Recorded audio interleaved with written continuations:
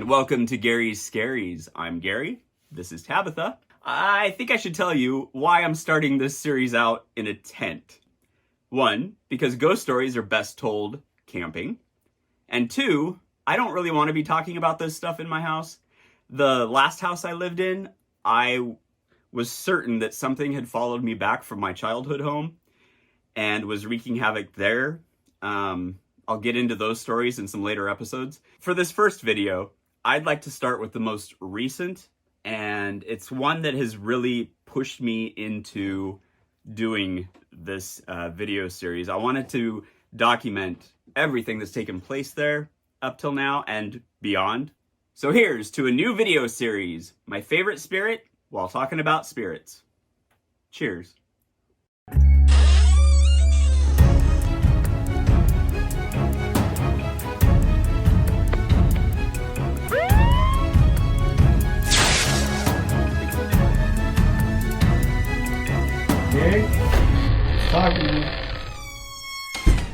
So in 1976, my dad completed the house he'd been working on. He built it from the ground up, he designed it.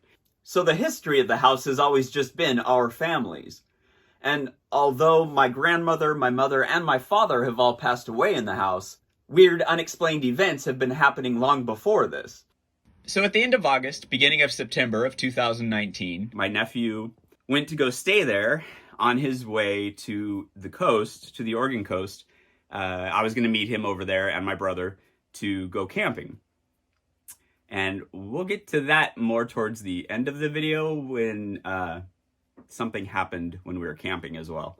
So on his way to the Oregon coast, he and his wife and daughter stopped at the house. They went inside and they heard somebody walking around upstairs. Now, the second level has one bedroom on it. It was the bedroom that I grew up in. My nephew goes up there to check it out, and the door to my bedroom had been closed and was locked. The bottom of the bedroom door has this piece of paneling on it because my brother's dogs, one 4th of July, started freaking out about the fireworks and came running up there and tried clawing their way into the bedroom. So there's just this piece of paneling on there that's just covering that up. And my nephew thought, hey, the best way to break into this bedroom would be to remove that piece of paneling. So as he's trying to take that off, from the other side of the door came up. This freaked him out a bit and thought, oh my God, there's squatters in the house. He runs back downstairs, calls 911. A few minutes later, about 20 to 30 officers show up at the house. Now, this is a small town. This is a very small town. And my parents' house is kind of in the outskirts. It's in the country by the airport there. So anyway, they get there. They ask my nephew to draw up a floor plan of the house so they can get in there, know their way around, and be able to check every place where these people could be hiding. Then they ask my nephew and his family to wait at the end of the driveway. One of the officers starts speaking through a megaphone. We know you're in there. We have the house surrounded. Our dog will bite when he finds you. The officers that went upstairs to my old bedroom, they found the door was locked, as my nephew said. They knocked on the door, and just like what happened to my nephew, from the other side, boom! Immediately, the officers drew their guns. One of them kicked the door open, and there was nobody in there. There was nothing that could have fallen up against the door to make a noise. They searched the rest of the house. They searched outside, and about 3 hours later, on their way out, they told my nephew, we didn't find anybody in there, but we don't deal with ghosts. We don't deal with ghosts. We don't deal with ghosts. And they left. So him and his wife are standing in the living room, and they're debating on whether or not they actually wanted to spend the night there because it was so scary. As they were talking about this, from upstairs in my bedroom, the mirror that hung on the wall since my high school days never been taken down before, came crashing to the ground. So this got them so freaked out that they ran outside again. Now, as they were standing outside, the garage door started to open on its own. It opened about halfway, stopped, and then closed. So they said, that is it. So they ran back inside, grabbed their things, left one light on in the living room, locked up the house, and started to leave. Now, as they were driving down the driveway, they looked back towards the house, and the one light they had left on in there turned off. I have not been to the house since this happened. My brother has, and he said the only thing that he found a little disturbing was the fact that his 3 dogs would not go into my bedroom. This is the same bedroom where on the 4th of July, they ran up there seeking safety, and now they wouldn't go in there at all. Our story does not end there. I met my nephew and my brother over on the Oregon coast. The campground is near Fort Stevens, and I had all of my paranormal investigation equipment with me. So I was going into all the different little rooms and stuff at the fort, and my EMF detector was going crazy there. There's no electricity in that place. There's not even cell phone service. I went up above to this other level. I looked down and I could see my brother and my nephew and them going back inside. And so I continued to climb up. To my left, I heard the deepest guttural growl. And that's the last thing I remember. Somehow, I had fallen over the railing onto concrete on this part of my body. I ended up with multiple fractures on 9 ribs. I broke my shoulder blade, my scapula, and I had a collapsed lung. I was actually airlifted to a hospital in Portland. There's so much that I don't remember about this, but I have this picture in my head of these people looking over me with a ceiling fan above them. And now I realize it was actually the helicopter propeller as I was getting loaded onto the thing. A few weeks later, my nephew sent me this picture claiming that he woke up with a pentagram scratched onto his chest. Then he told me that he and his family are scared that something has followed them back from my parents' house.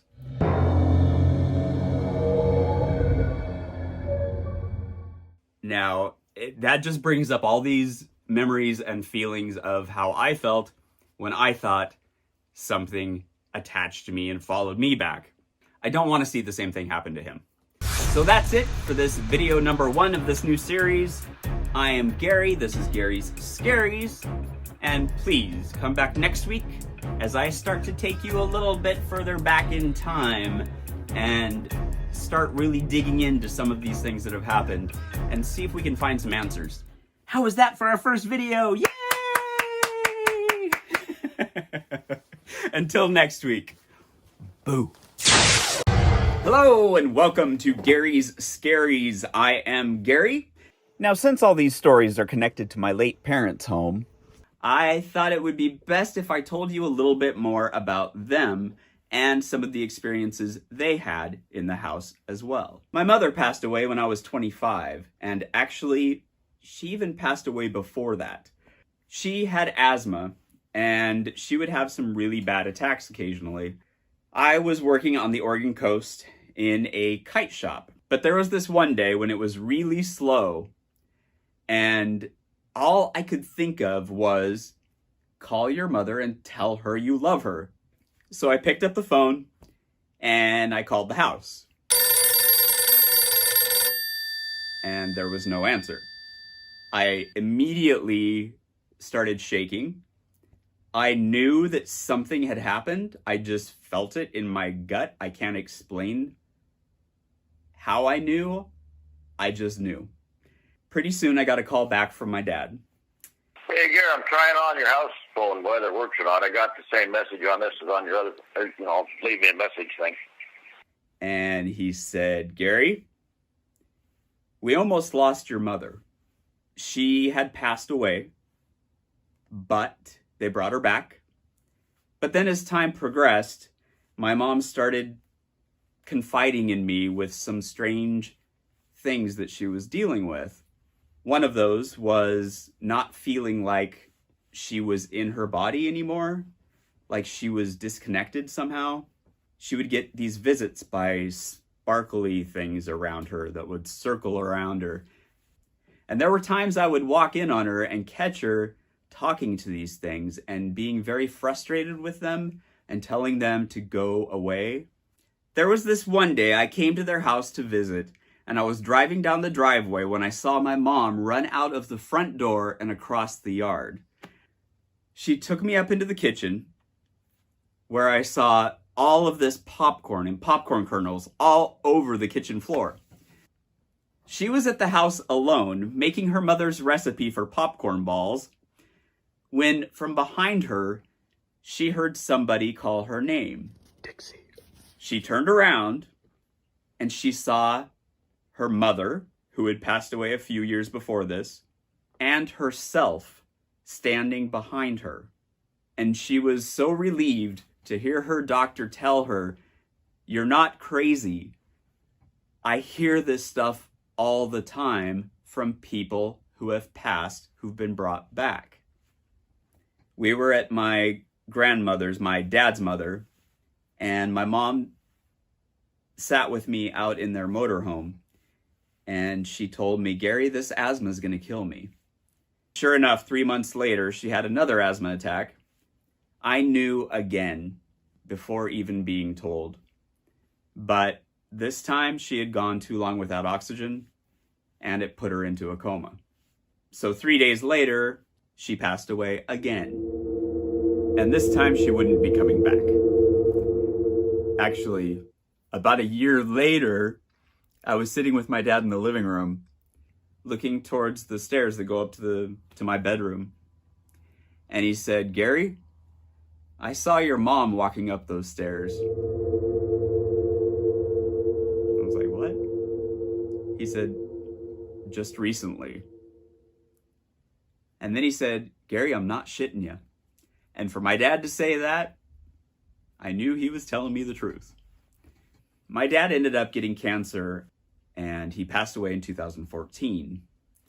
I had edited together a video for his memorial that included this ABBA song, Chiquitita.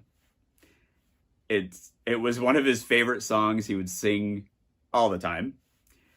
So on the 2-year anniversary of his memorial, I was over at their house. I was unloading some things out of his truck. And all of a sudden, I heard the beginning of Chiquitita playing. And I was freaked out. I was like, where is that coming from? And I realized my phone had turned on by itself. I hadn't even been playing iTunes or anything. It started playing that song on its own. Now, my first instinct was to run into the house, and I stopped myself. I went back, I sat on the back end of his truck, and I said, "Dad, if you're here, I'm just gonna sit here with you for a while." And I listened to the song all the way through. I hadn't listened to it since his memorial 2 years before. Then a couple days later, I get back to my house, and I'm sitting downstairs and thinking about what had happened, when all of a sudden I felt like something was in the room with me.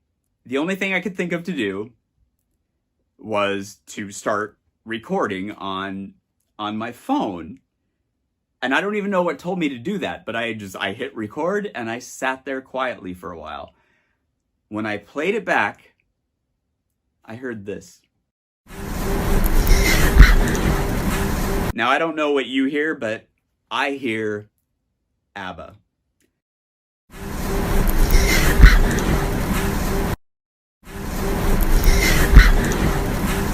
almost as if somebody was saying, "This really happened."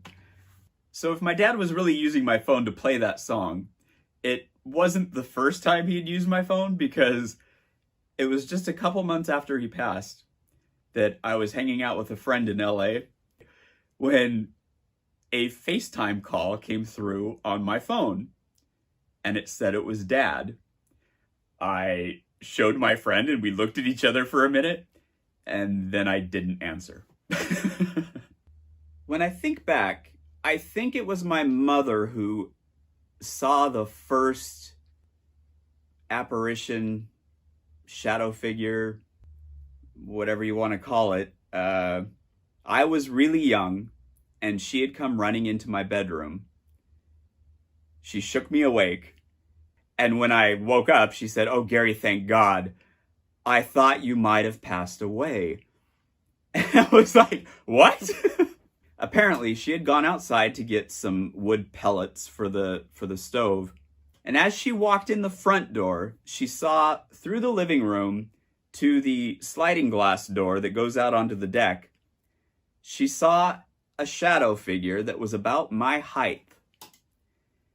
She said, "Oh, Gary, you scared me." That's when the shadow thing turned and went through the door. And she ran over there and grabbed the door to open it and say, "Gary, get back in here. It's too cold out there." When she realized the door was locked and that whatever this was had not opened the door to go out. And it being about my height and whatnot, she thought it was me telling her goodbye, and it freaked her out. I need to go back to my dad's memorial for a moment. It was soon after I had left to go back home, and my brother was still there, and he was sitting out front in a lawn chair talking to his sons. My brother likes to lighten up serious moments with some jokes. He had just said to his boys something in regards to selling the house now that both parents had passed. And the minute he did so, his lawn chair buckled out underneath him and he fell over backwards. And I just can't help but think that that was Dad pushing him over saying, "Don't you dare sell my house." So the one thing I didn't mention in the last video was that the airport that borders my parents' property has been expanding over the years, and they've taken out most of the neighbor homes. So it's only a matter of time until they expand just a little bit more and take my parents' land as well. So I kind of feel like I'm on a race against time to figure some of these things out, get a few more answers, and be able to walk away from that place feeling okay about it. Basically, that's what this series is all about. Since next week is Thanksgiving, I won't be putting out a new video next week, but I will be over at the house. So I am going to have my investigation equipment with me. I'm going to be recording a lot over there. Hopefully, I will come back with some evidence to show you. That reminds me, it was a Thanksgiving when my mom had already passed, but my dad was still around, when in the basement, on top of the TV down there, there sat a VHS tape with writing on the spine in my mom's handwriting that said Thanksgiving 1997. She had passed away that following February of 98. When I asked my dad where it came from, he had no clue. It just felt, again, like one of those things that was meant to be, like it was placed there. And so I put it on and I watched the whole thing. And it was the first time I actually sat and watched video of my mother since she had passed. I felt like I had hung out with her on a holiday again. Boo! In the last video, I mentioned that I'd be going over to my childhood home for Thanksgiving, where I would be trying to catch some more evidence to show you this week. This is why I have the green screen. And now I'm gonna pretend like I'm watching something. It is Wednesday, the day before Thanksgiving. I've got my equipment with me, so let's go.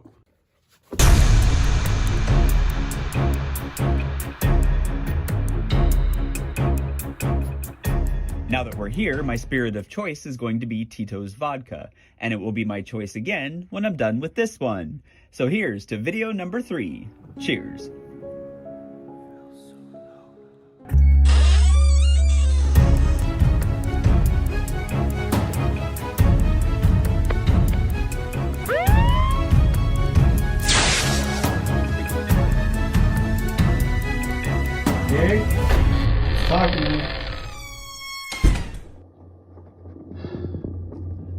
Oh my god. I was already tense walking into the house, so of course. Oh my god! And here we are, in my old bedroom.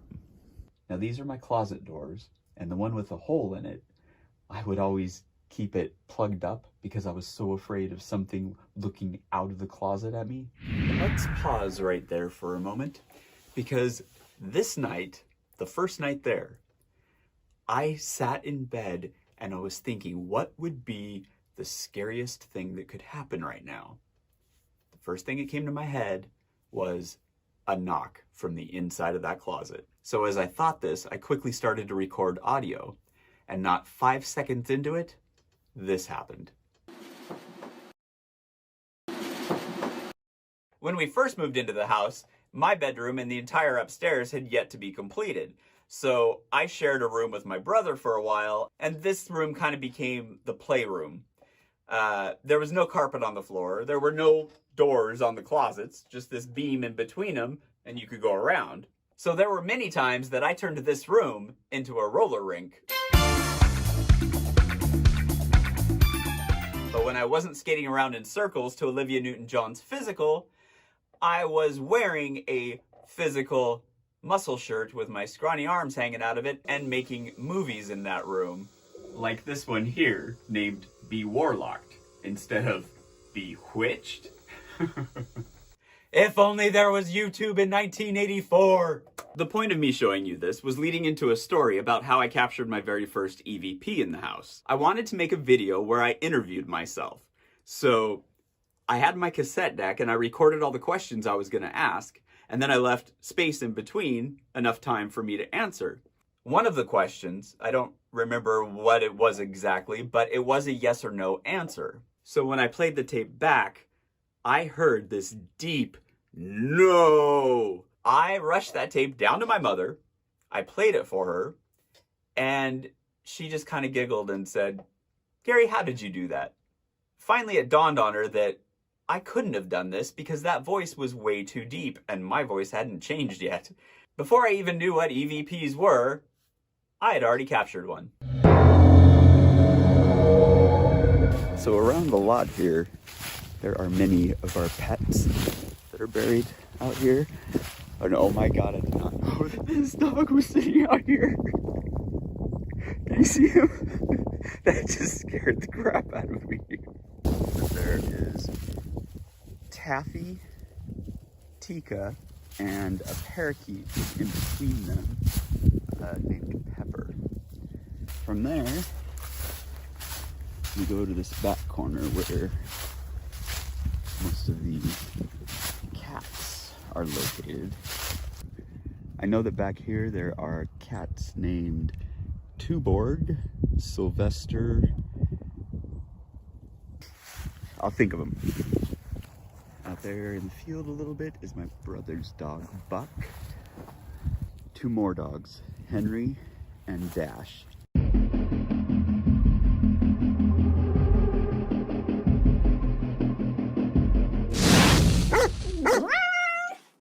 My brother ended up coming to the house a day later than he was going to this time.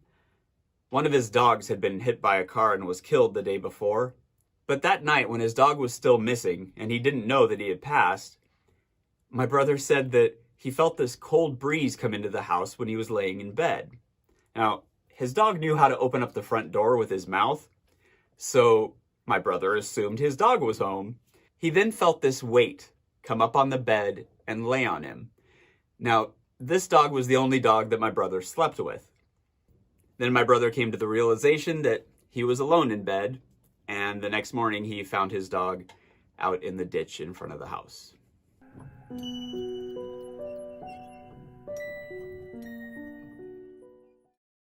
So right up here, in that window there, is where the kitchen is. My mom loved to cook. She spent a lot of time in the kitchen. Whenever I came to the house, I would always see her in that window. One of my nephews and I, we were in the kitchen cooking, and we were talking about my mom, his grandma. We were standing by the oven when the overhead fan turned on by itself. Now look at this thing. You really have to push down on these metal switches for it to turn on. So when it turned on, my nephew and I kind of went silent, and then we looked at each other and I just reached up and I turned it off. But it really felt like my mom was saying, "I hear you talking about me." That fan story I'd actually shared on Jim Harold's Campfire. It's a great podcast. If you're not familiar with it, I suggest you look into it. But I also shared a story about a singing woman. Basically, I woke up around 3 a.m. and I heard a woman singing in the house. You couldn't make out the words. It was more like a humming melody. And it was traveling around the house. I got up and went to track it down. When I would catch up to the sound, it would flip and it would start coming from behind me. So I would turn around and I'd start following it the other way.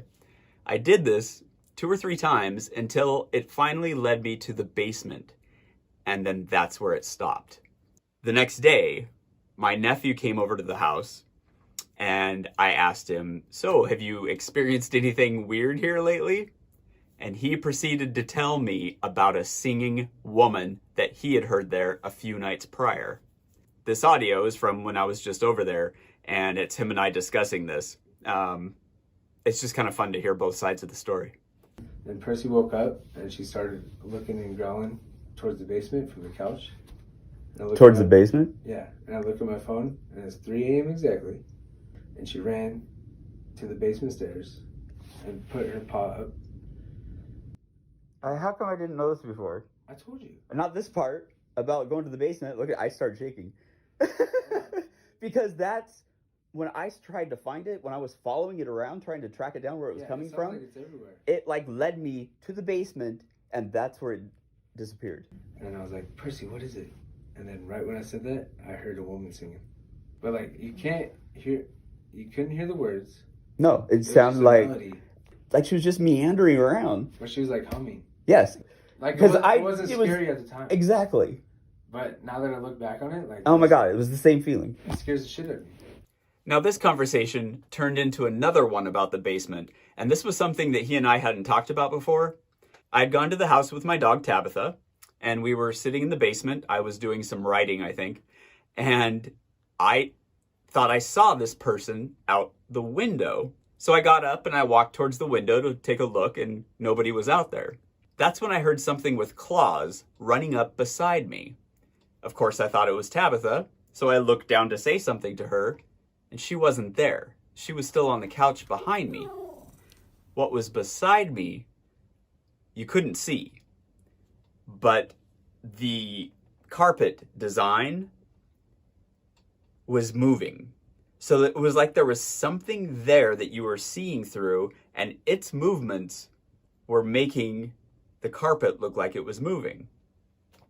This sent chills up my spine like nothing I had ever experienced before. I turned around to run back to the couch to where Tabitha was, and time slowed down. It was like I was running through mud trying to get away from this thing until finally, it's like I broke free, and then I was back there with her, and I grabbed her, and we left the basement. This time over there, after we were talking about the singing woman, my nephew started to tell me about this experience that he had. You know what's crazy? So that same night, I went to the bottom of the stairs. You know the shuffleboard sign? Mm-hmm. The scoreboard? It was like, I could see everything else perfectly, but there was just a little section of that shuffleboard sign that looked like it was underwater. Ew. Like waves. But when I went to go upstairs, it was like the only way I can describe it is like when you create static electricity and balloons stick to you. Mm-hmm. I could feel that on the back of me. Yeah. Mm-hmm. But I remember it took me so long to get to the top of the stairs. The similarities in these two stories have got me thinking. Is the basement the place where these things are coming and going? In an upcoming episode, I'm going to look into this a little bit further because one of the scariest things I have yet to tell you would fit into this perfectly. Until next time. Boom! Hello and welcome to Gary's Scaries. I am Gary. My spirit of choice tonight while talking about spirits is a lime-flavored vodka. Cheers.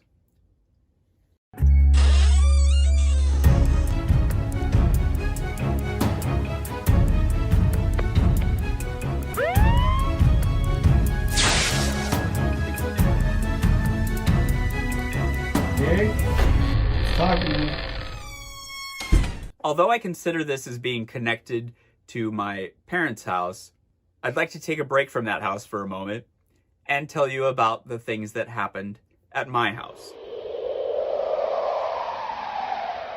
The event that I think was the start of it all had to do with our phone, Kevin and I's landline. It would ring, you'd pick it up, and there'd be nobody there. It would do this like 2 or 3 times every day. So this one night when it did it again, I got up to answer it, I stopped, and I said to Kevin, I don't know why I'm going to answer this. It's just going to be silence on the other end. Those were my exact words. When I picked up the phone, coming through from the other end was Simon and Garfunkel's The Sounds of Silence.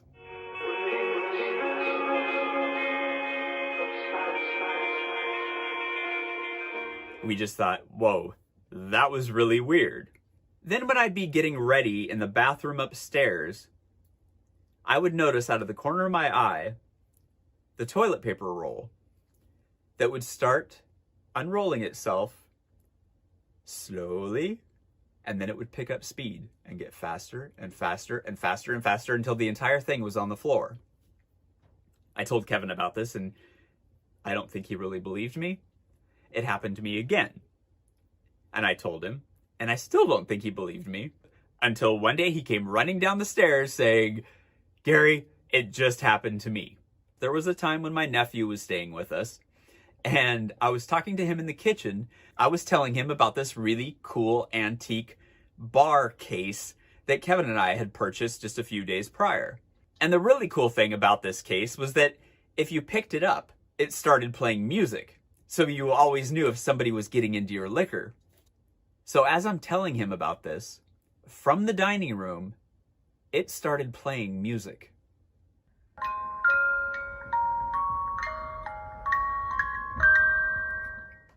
Later, when my nephew was sleeping in the guest room, and right around 3 a.m., the bedroom door started to open.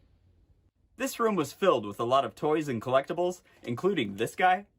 And right after the door opened, out of all the things that he can say, and even though he was turned off, he said this. What do we got here tonight? What do we got here tonight? If I were my nephew, I wouldn't be staying with my uncle anymore. When my brother was visiting us once, we were sitting in the kitchen telling him about these weird things that had been happening around the house, when an entire can of whole bean coffee came flying off the shelf behind us, hitting the kitchen floor, and beans went everywhere. Soon after that, we were in the kitchen talking to a friend who was staying with us, and we were specifically talking about the coffee bean experience when the broom that was propped up between the refrigerator and the cabinets came out and smacked on the floor, and we all took off running out of the kitchen. Pretty soon, we were getting woken up in the middle of the night by the stereo in the kitchen turning on by itself at full volume, and it would choose to start playing in the middle of the same song every time. If you're a Robin fan, then you probably know this song. The lyrics, where it would start playing, are, I'm in the corner watching you kiss her. I'm right over here. Why can't you see me?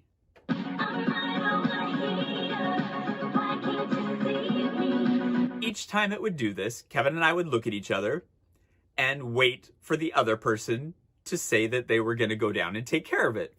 Most of the time, it turned out to be me. I would run down the stairs, reach around the corner, grab the power cord, and pull it out of the wall, and immediately run back upstairs. When we moved out of that house, I was taking the last load of stuff over to our new place, and as I was pulling out of the driveway, that song started to play on the radio. I took a deep breath, and I said, "Are you going to follow me to this house too?" And I told it that it wasn't allowed to. And so far, things have been pretty quiet at our new place.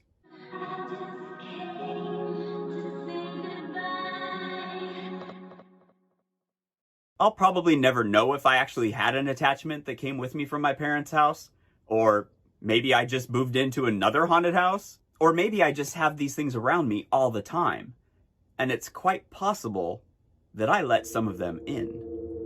More about that next time. Boo! Hello and welcome to Gary's Scaries. I am Gary. My spirit of choice tonight while talking about spirits is a Skittles shot. Cheers.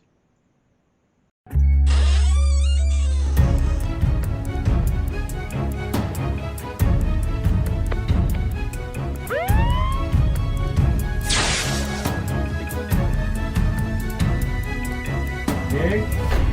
Talk to me. When I was about 13, my mom and I were out yard sailing, which is something she liked to do practically every week. This one particular time, we came across a Ouija board. Now, I had no idea what the thing was. When we got home, we took it out of the box and we tried using it. It took a while for it to actually start moving, but once it did, I was addicted to the thing. I would bring the Ouija board out whenever I could, at family gatherings, friends coming over after school, at lunch. In fact, I have not touched the thing since I was probably 21, 22. When I sat down to use it by myself, that's when I felt it pulling out from underneath my fingers. It was starting to move on its own. I put it back in the box, and I haven't touched it since. Ever since day one of using that Ouija board, there were 3 spirits who always came through to talk to us. There was TG, Dubs, and Vicky. Dubs claimed to be a 9-year-old boy who had drowned. Vicky claimed that she was murdered by her boyfriend at some celebration she was having. And as for TG, when we asked him what that stood for, he said the grave, but he'd never been alive and he wasn't dead. Later on, I discovered that basically that is the definition of a demon. Now, you've probably heard of a similar demon called the Zozo demon, who seems to take over Ouija boards by going Z-O-Z-O-Z-O. Well, TG used to do the exact same thing. Before ever hearing about the Zozo demon, he would take over the board when you're in the middle of a conversation with another spirit. He would take over and start spelling out TG, TG, TG, TG. And he would just keep it up until you gave up. One time, my cousin and I were using it, and my dad and his sister came into the room. They were very skeptical about the whole thing. So my dad said, "I don't want to touch the board, but I'll tell you the questions to ask, and we'll see if it gets it right." And he asked, "What was the very first car that I ever had?" And right away, it gave the answer. And I don't even remember what that answer was, but it was correct at the time. And my dad said, "Bullshit." So my aunt jumps in, thinking that my cousin or I knew the answer. She said, "Oh yeah, well, ask it who I caught him in the back seat of that car with." And when it actually spelled out the correct answer, she left the room so quick and said, "That's it, I'm done." I've been a bit confused lately because I remember specifically not wanting to bring that board with me in the car. I feared that I was going to have an accident or something, so I left it over at my childhood home. When I was moving from the last house I was in to the one I'm in now, I came across a Ouija board in our garage. We had no idea how it got there, and we swore we were not going to bring it to our new house. It went into the trash pile. Later, at our new house, I'm going through some stuff in the garage, and what do I come across but a Ouija board?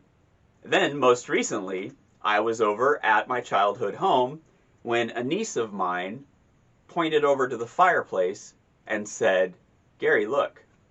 And there sat the Ouija board propped up against the rock wall there. After a while of always talking to these same three spirits, when they showed up in my bedroom one day, I knew exactly who they were. It immediately brought back the memories of what I was talking about in the last video, about the witches and the army men who would come into my bedroom and surround my bed. There was a tall, faceless shadow figure whose silhouette looked as if he was wearing a tuxedo. I knew immediately that that one was TG. To his left was a shorter figure wrapped in a sheet who I assumed was Dubs. And to TG's right was a floating, glowing woman's head. And she had ribbons in her hair that were kind of moving as if they were in the wind, but there was no wind. This was Vicky. I believe that the three of them are still in that house somewhere. Because not once, not one single time did I ever say goodbye when I was done using the board. And that is something that is very important to do in order to close that door and keep all that stuff at bay. I'm going to bring that Ouija board out again. I'm going to try to contact TG, Dubs, and Vicky, and I'm going to close that door. Until then, boom! Hello and welcome to Gary's Scaries. I am Gary. I am here in the basement of my late parents' home. And my spirit of choice tonight, while talking to spirits, is a Svedka vodka. Cheers.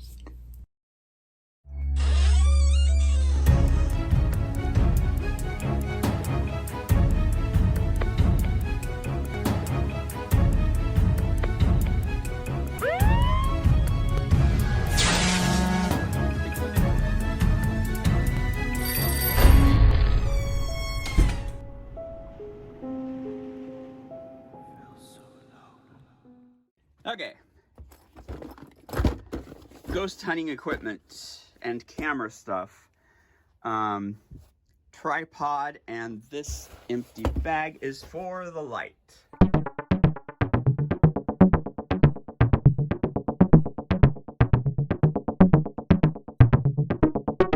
Okay, where did everybody go? Now there's nobody in front of me and nobody behind me whatsoever.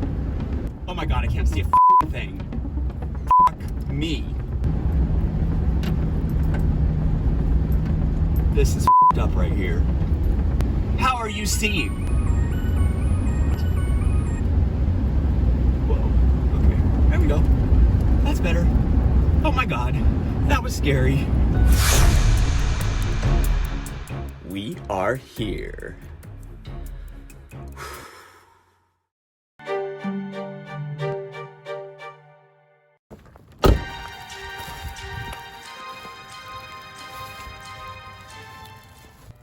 Do you hear that?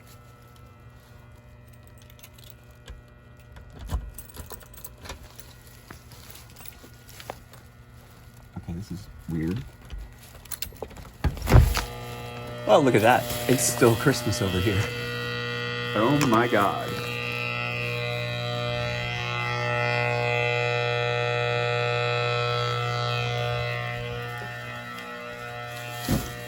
God, good thing that's not a real tree.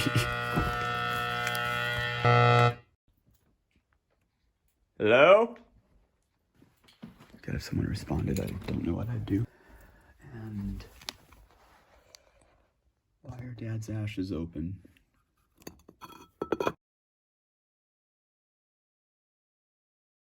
I just put the lid back on Dad's ashes, and the camera turned off. Okay, I think I'm gonna dive right in. But first, I'd like to ask, is it okay if I stay here for a while? So my arm just started burning and swelling in spots. It was my parents' bedroom, and that goes into the living room and another bedroom. But tonight I want to focus on the basement. Do you hear that?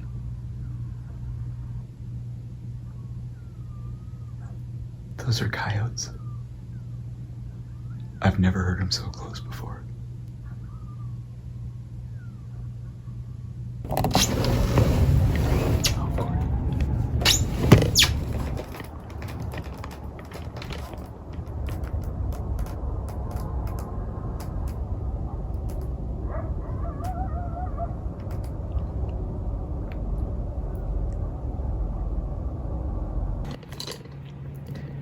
What I'm going to try to do right now is I'm going to tell you a couple stories about some items down here, and maybe me talking about them, and maybe we'll get some sort of response. Okay. I'll try and make these as interesting as possible for you. Let's start with this. So I believe... Oh, that's behind the glass. That's one thing. I can always laugh at myself. I keep myself entertained very well. Okay. So I believe my aunt made the picture. My dad said it was inspired by the first picture he ever took on his new camera back in the 60s. And I found it. And that is my dad's and my grandpa's, his dad's, brand for their cattle. My grandpa is the one in the cowboy hat, and my dad is right there. I don't think they were branding them here, though. I think they might have just been nipping them. My dad kept a copy of all the books that I had written. That's a zombie, Alice in Zombieland type of thing, but they're horror books that rhyme.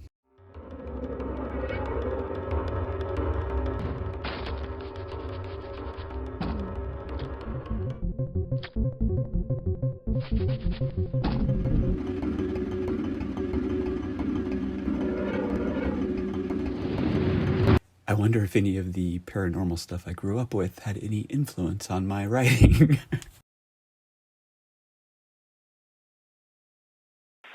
We'll do something. I got some plans for you. Some good, some bad. Some might not be ad, but you'll be glad. Goodbye. So I just got this chill up my legs. Nowhere else on me, just my legs. Oh, hey, my new socks. Remind me again why I'm doing this by myself.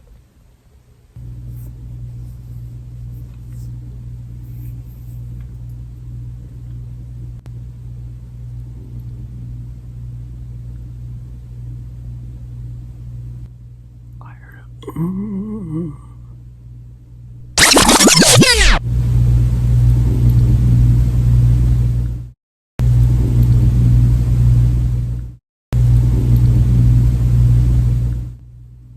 Okay, I think I've had enough for the first night. I'm gonna go try to get some sleep, but I will... My voice is shaking. I will, be recording at least audio all night to go through later. I'm shaking. Okay, I gotta go to bed. Good night, everybody.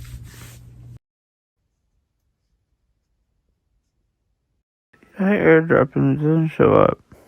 No, idiot, no. I didn't know. What are my lips?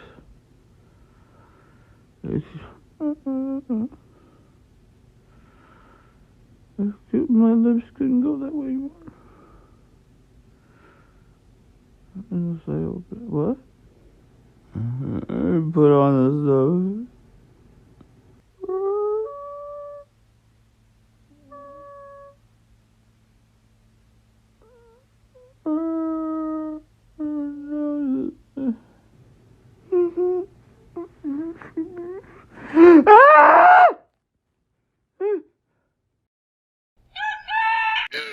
Get a good idea of how close the airport actually is. There's the end of the runway right there. And the neighboring homes that are already gone used to be here, here, here, here, and here. I don't know why there's a trike down here. Does anybody ride this trike when I'm not here? Can you light up again? Light up to the third light, the yellow light.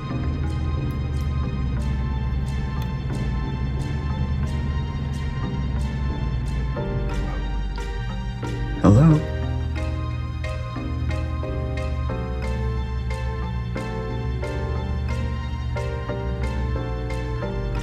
Are you someone I know?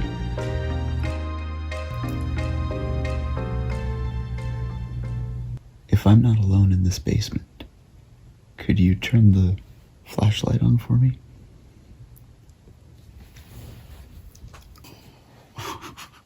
If there really is someone down here with me, could you please turn that flashlight back on? Oh my God.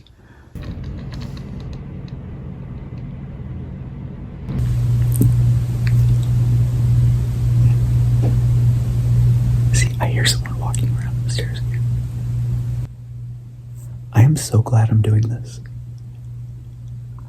I mean, this stuff is all happening and I just saw a freaking shadow figure over there and it scared me so much I just bit my tongue.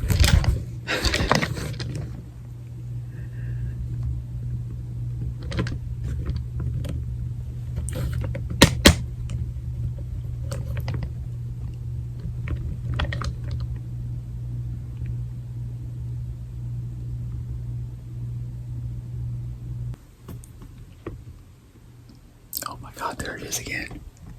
Can you see that?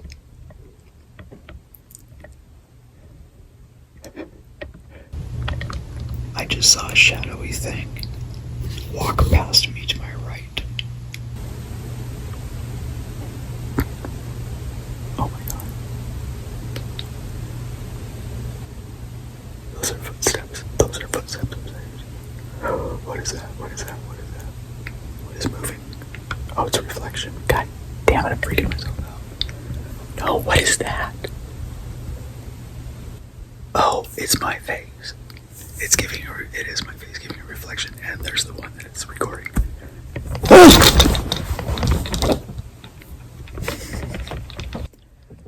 This was behind me and turned on.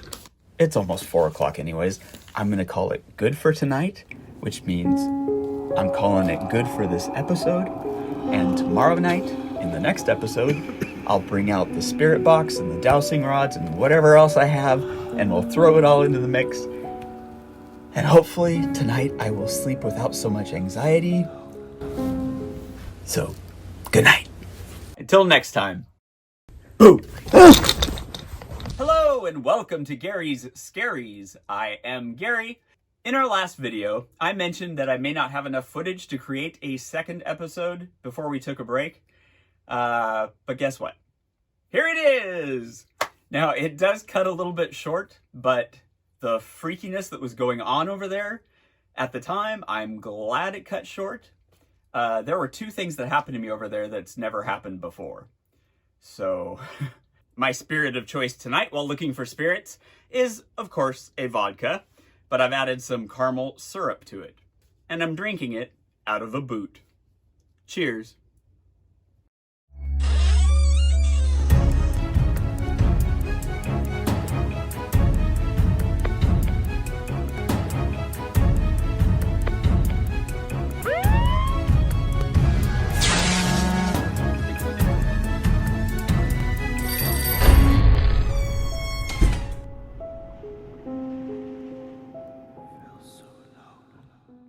So we keep a copy of the game Cards Against Humanity here at the house, and I purchased a add-on pack, and I opened it up, and something was telling me to grab a card from the middle. So I did, and wait, what? Out of 300 cards. This literally made me jump when I read it. So was this a coincidence, or is it more of a, hello, Gary, we know you're here type of message? And that's me and my twin brother, who's 10 years older than me. This is a room we're going to get to later in the series. This is the room where my grandmother passed away.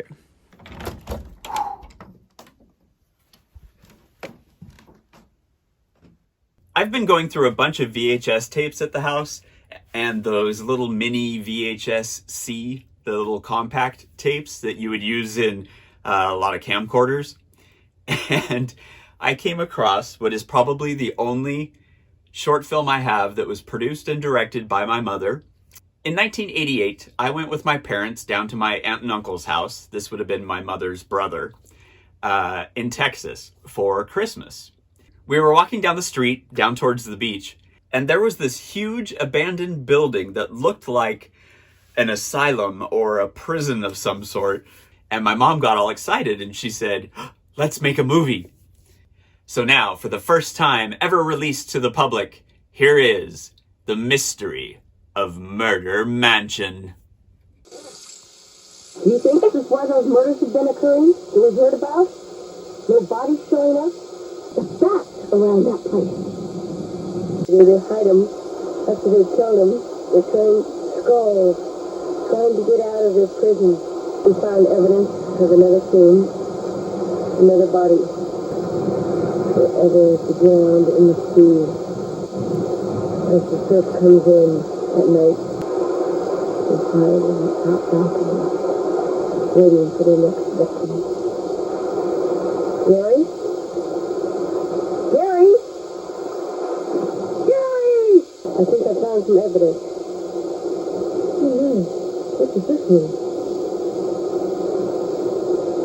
And what is this fire of bones? And what is this? Is this Gary's blood? Around this bone? Of ashes? Gary!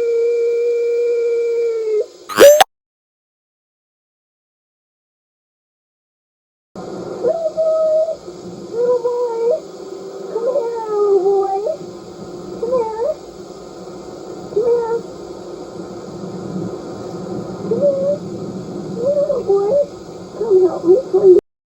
It was a few years since my mother had passed when my dad finally decided that we should do her ashes over at the Oregon coast.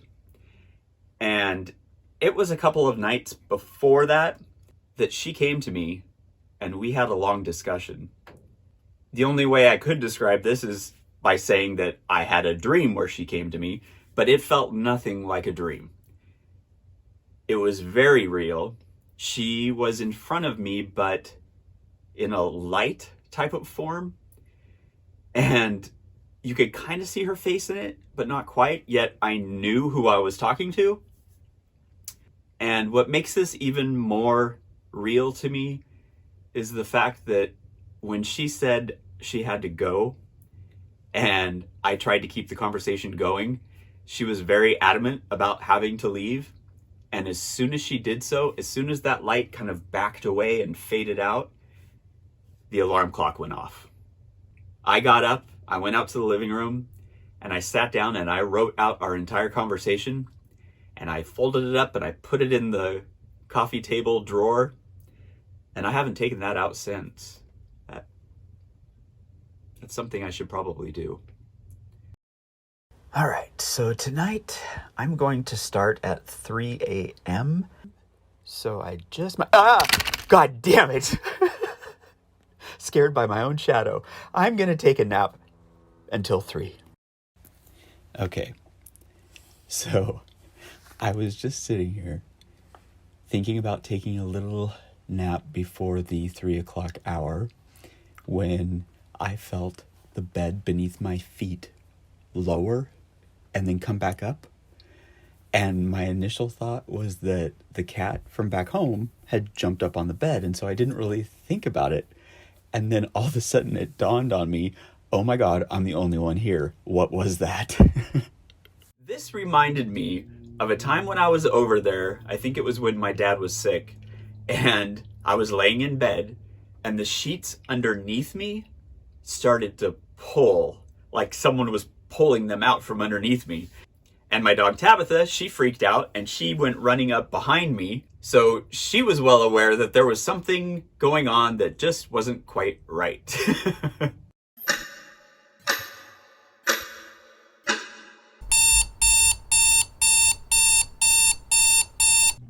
So the last 2 nights, I focused on the basement. This time, I want to concentrate on my bedroom. Grr. I left my rods at home. At least I have this. Oh, that's got to be going off from this. What? Okay, maybe not.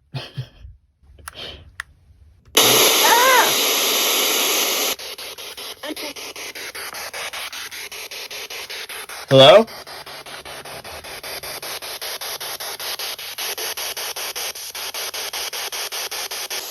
Hello?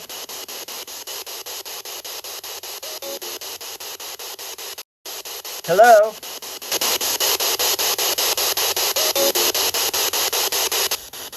Can you tell me your name? Can you tell me your name? Can you tell me your name? Is there anybody there? Is there anybody there?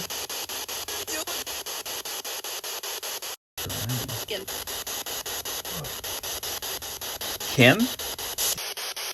Is there anybody here with me? Oh my gosh. John is? Is there anybody here with me? Oh my gosh. John is? Is there anybody I know here?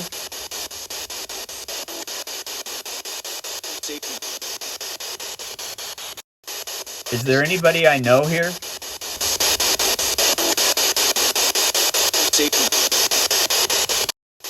Is there anybody I know here?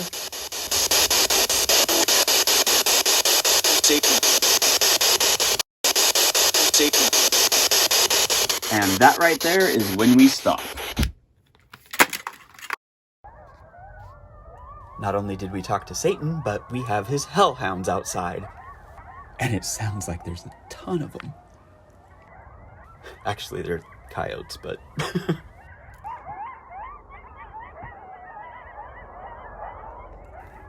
Whoa. I thought that was just my camera, like, freaking out and trying to adjust on the lighting. But that's the actual kitchen window. Look, look. Oh, now I don't want to go in there. But I don't want to stay out here with these either. Okay, time to shut everything down and get some sleep.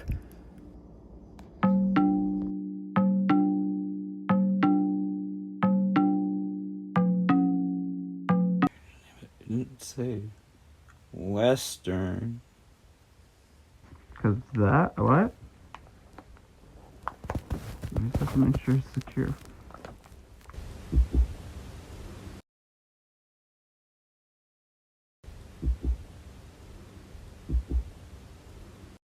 Oh, that's bright. That's really bright. So after last night's spirit box session, I went to bed freaking out, and I just woke up freaking out because look at this. While I was sleeping, my leg was burning like crazy. It was keeping me up. Now, there is no way this would have happened without me knowing, and I had jeans on the whole time. Well, folks, I am home. And with the coronavirus thing getting worse, I had to come back. There she is! There's my girl! Hi, Tabs. Hi, cutie. Cutie, cute, cute, cute. It's good to be home with you. we're gonna have to put this on hold, and I'll head back over there when things calm down a bit. I just thought if quarantining, is that a word? Happens, or what's it called? Shelter in place or shelter at home. I should be home. Do you hear that? Tap, tap, tap, tap. You gotta see this. So this is Uncle Arthur. He has this bird friend who comes to this window every day, and they do this for hours. Now, if you haven't noticed, Uncle Arthur, Tabitha, yeah, they're named after Bewitched characters. And the dog we had before Tabitha, that was Samantha. And my dad's dog that's now living with my brother is Serena. And what am I forgetting? Oh, yeah. Boo!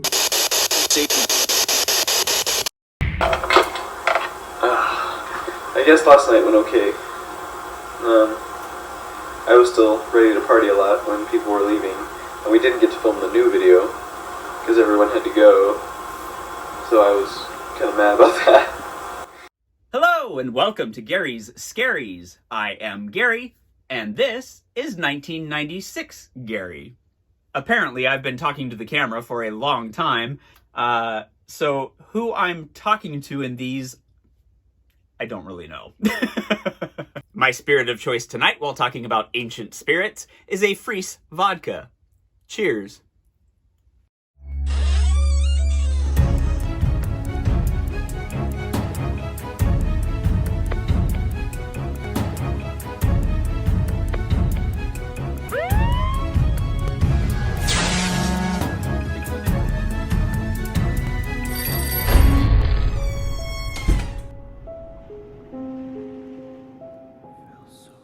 So a few of you have asked if I knew what was on the land before my parents built their house. And, well, now I do, at least a little bit more than what I already did. So immediately before my parents bought the land, it used to be a potato farm. Now, I can vouch for this because we would go out into what would become the yard, and we would dig up all these new baby potatoes, and my brother and I would go out and grab some and wash some off and throw salt on them and eat them raw. That was at least until I developed an allergy for them, which would do the same thing that a watermelon would. It would make my mouth itch like crazy, all the way down the throat and up into the ear canals. So for the heck of it, I'm going to eat a raw potato and we will see how well I do. Potato, salt.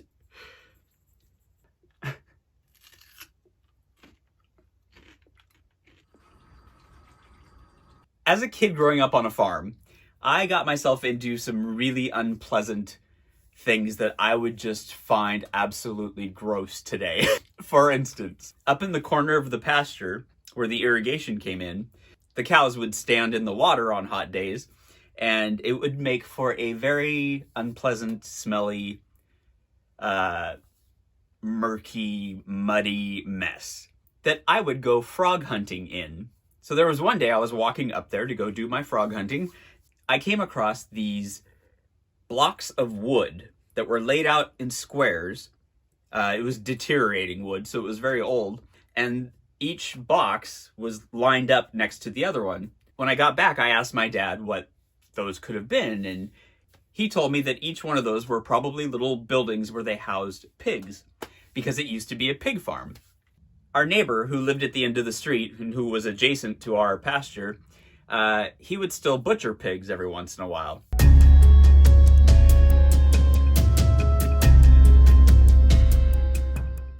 So my parents thought it would be a good lesson for me in farming if I went up there and watched one of these butcherings. When the death truck arrived, I went walking up through the field and went over there, and I took a neighbor friend with me. And without going into too much detail, I knew that I had made a mistake and that I should never have listened to my parents. This was a very traumatic day for me, and I am surprised that it took me until being 22 to try being a vegetarian. Thank you for choosing Burger King. How can I help you? Yeah, I need a Whopper combo, but on the Whopper, I need heavy pickle, no onion, And no meat. So you wanted a veggie Whopper? Yeah. I feel like we're going undercover to find out something about Burger King. Battery power. No. I think the trip's gonna end here because I'm out of battery. And if we go back in time even further, back past the potato farm, back past the pig farm, and even further back, I think we would see that this was a very popular spot for Native American settlements, due to the fact that there was a river right down the street from my parents' place. This place was very popular for fishing. Washington State and the Pacific Northwest in general are very rich in Native American history. In fact, just 30 miles from where I grew up is where they found the Kennewick Man. This 9,000-year-old skeleton is probably the most important human skeleton found in North America. When I was over there last, my brother showed up for a couple of nights, and he hasn't been one to experience all that much at the house.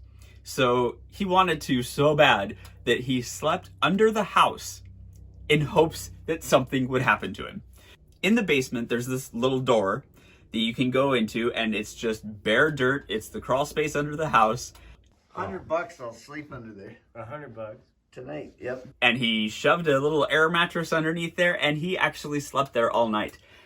I thought he was crazy. I thought that was crazier than any of the things I've done there. Hey! Don't enter my domain without knocking. Oh my God. Dad, you're gonna freeze to death in there. No, it's... He's gonna be like, we come down here in the morning, he's just bones. Things just eat him.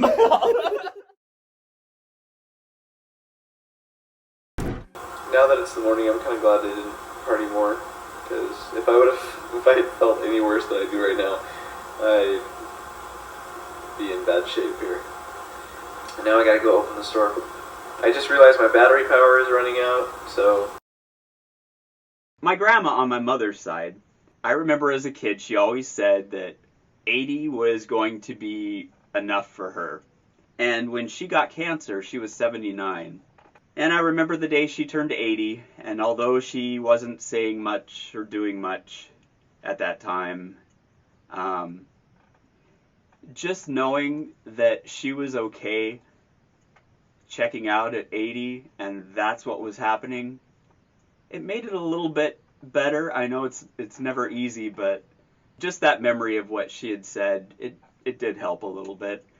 Before she passed, she would talk about people who had passed already coming into the bedroom, and you'd catch her reaching out, and she'd say that she was reaching for this light in the room. My grandparents on my dad's side had lost a daughter very young in life, and my grandfather passed back in the 1980s. He and my grandmother, they had a few years in between them. He was a bit older than her.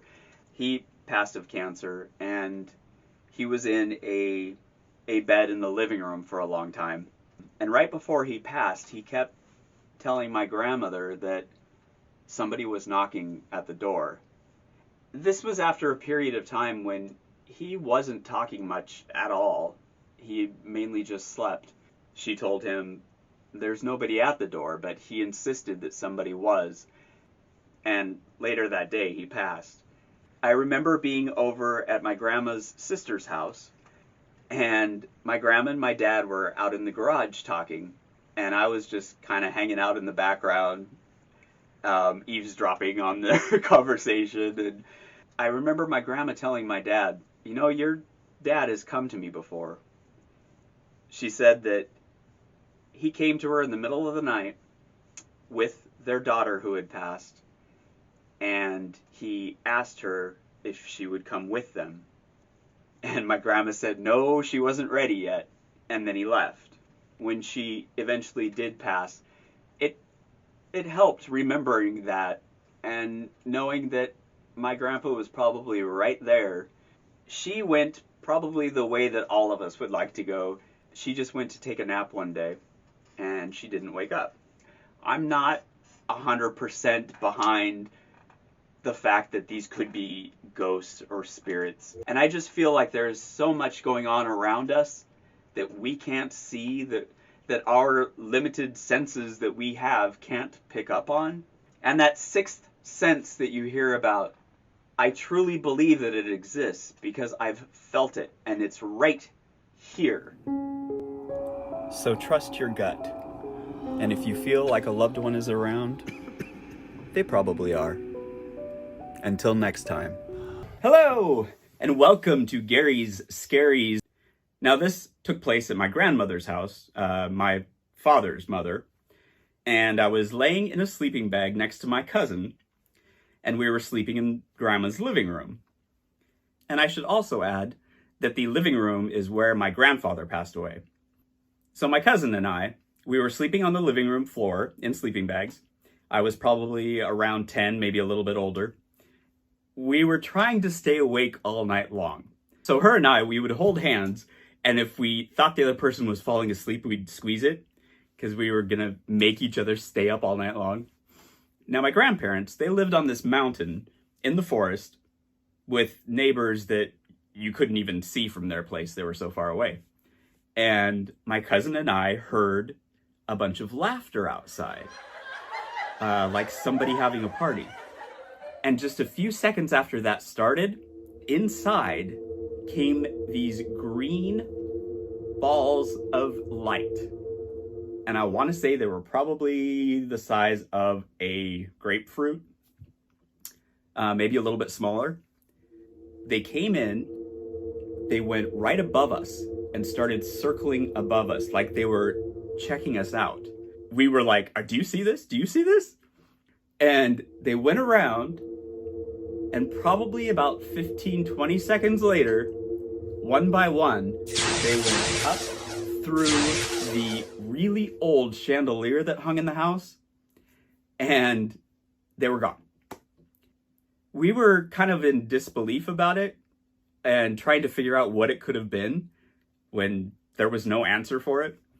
So fast forward a little bit to when I was probably 17, 18, and I was visiting my grandmother, and I brought a friend with me.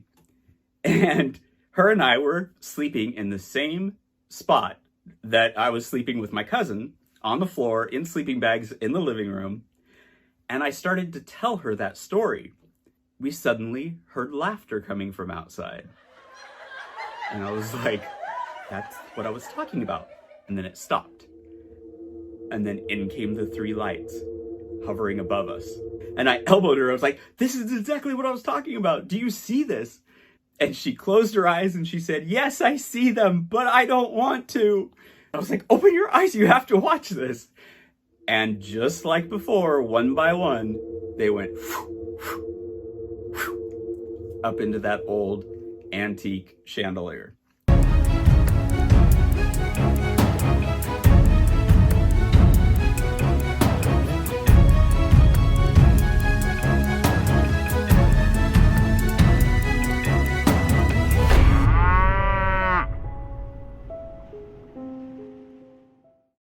When my mom passed, I felt her around for years.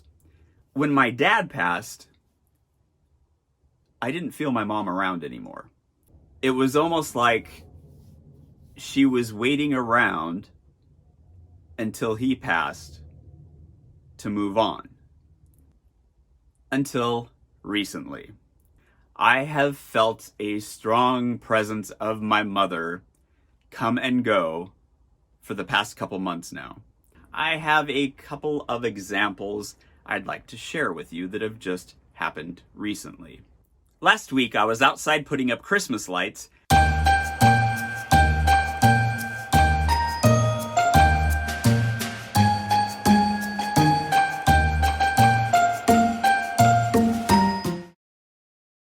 When I finished the lights, I wanted to take a break from decorating, so I went inside and I sat down to play a word game on my phone with an unknown opponent. Partway into that game, I noticed that I had the correct letters to spell out the word glads, which were my mother's favorite flowers, gladiolas. As I'm waiting for it to become my turn again, of course, I'm sitting there thinking about my mother because of this word I just spelled. And the very next word that the opponent played was Dixie. That was my mother's name. Oh, I still get chills thinking about it. A couple of days later, I was pulling out the rest of the Christmas decorations and then straightening up the area where they were stored when I came across this old bin that I knew had some really old stuff in it that I hadn't seen for ages. And I will admit that I am a pack rat.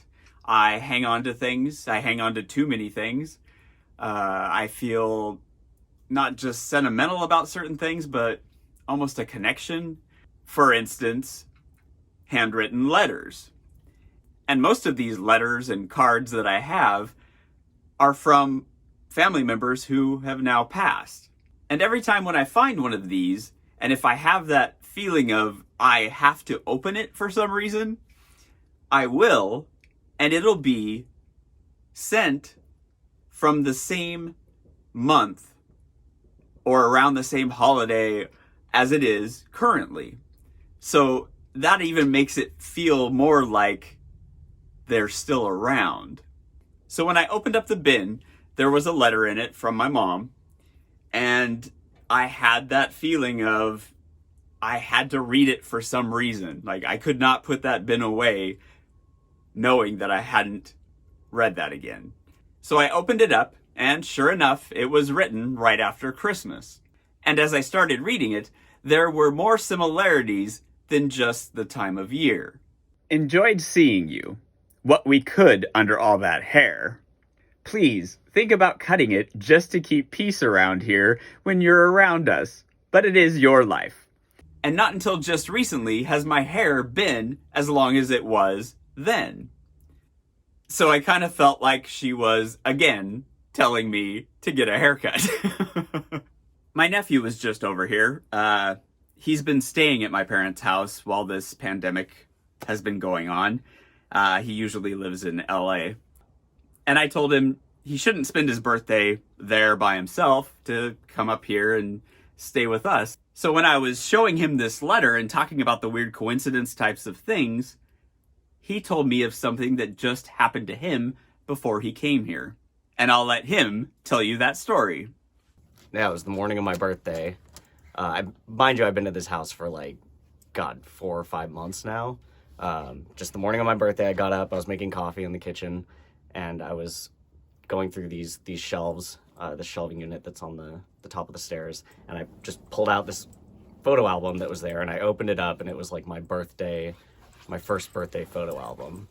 And it was really weird. The first picture I saw was a cake. I'll send you pictures of it. It was a cake that said, "Welcome to our world, Gunner." And then it was all these baby pictures of me and the grandparents and my parents, and you were in, young Gary was in them. I'm still young. Younger. It was just really weird that all the months I've been there, on my birthday, something made me grab that random photo album. And it was all me, all baby birthday stuff. It was really weird. Spooky. Or cool. Or cool. It would seem that I'm not the only one in this family who experiences this kind of a thing. And I'm glad about that. Hello and welcome to Gary's Scaries. I am Gary. In this video, I would like to discuss coincidence and serendipitous moments. Is that a word? And just basically that sixth sense. My spirit of choice tonight is, of course, a vodka, and I'm drinking it from a Seattle shot glass that was a gift from my friend Desiree. Cheers, Des, and cheers to all of you.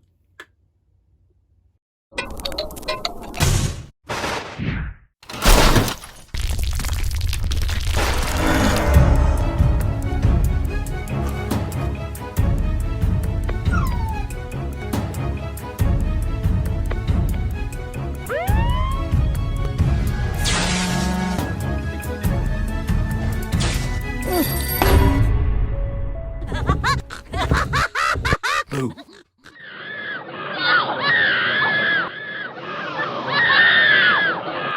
So recently, I received a comment from a subscriber who lives in England, and I had just looked at the weather app before going to my comments, and it said that here in Seattle it was 48 degrees. And I don't know why, but when I saw the comment and where they were from, I immediately said out loud, it's the same temperature over there that it is here. I don't know why I said that, and sure enough, it was exactly 48 degrees, just like here. Now, this type of stuff happens quite often. It has to do with that sixth sense type of thing that I've talked about in previous videos, and just knowing something right here. It's not thought about up here, it just comes from here somehow. The first time I can remember feeling like this was when during the day a bunch of the cows had gotten out of the field, and so we had to go round them up and put them back in, and we counted and everything, and they were all there. That evening I was riding with my mom. We were going up to my grandparents' house, and we're driving down the road, and out of nowhere, I said, look out, there's a cow in the road. My mom hit the brakes, and I started kind of giggling, and I was like, I don't know why I said that, I was kidding. She yelled at me for one thing. That's dangerous to do. And as she started driving again, in the headlights up ahead, there was a freaking cow in the road. And my mom stopped and she said, Gary, I'm sorry I yelled at you. You probably actually just saved us from hitting that cow by saying that, because she stopped and was going slow by then. So back in high school, my dad had purchased this MG car. And so he wanted to redo the engine, and those are the kinds of things he loved to do in his spare time. So he ended up buying it for me. But at the time when we were looking at it, I remember walking around the car and my mom saying, it's a great car, but I have a bad feeling about you driving this, Gary. And I was like, you're worrying too much, it's gonna be fine. Well, not too long after my dad got it totally going, had it repainted, I decided to get drunk one night and I plowed it into a tree. I still have the scar going across my head from it. I'll just say it was pretty nasty. I woke up in the hospital with the doctor sewing up my head, my parents at the end of the bed crying, and an officer beside me reading me my rights. Worst nightmare to wake up into ever. My point is, she was right to have a bad feeling about me driving that car. In 2001, the Nisqually earthquake hit the Seattle area. And 2 weeks before that, I had been telling Kevin, I'm freaking out because I keep having these horrible nightmares of this earthquake and this crack that was following these people who were running. And then I called my dad because he and my mother and my brother all experienced this earthquake back in the 1960s. And I was asking him what it was like in Seattle. Not 2 weeks later, I was at work and the whole building started shaking. And at first I thought, okay, is this one of my nightmares? What is going on here? It didn't feel real at the moment.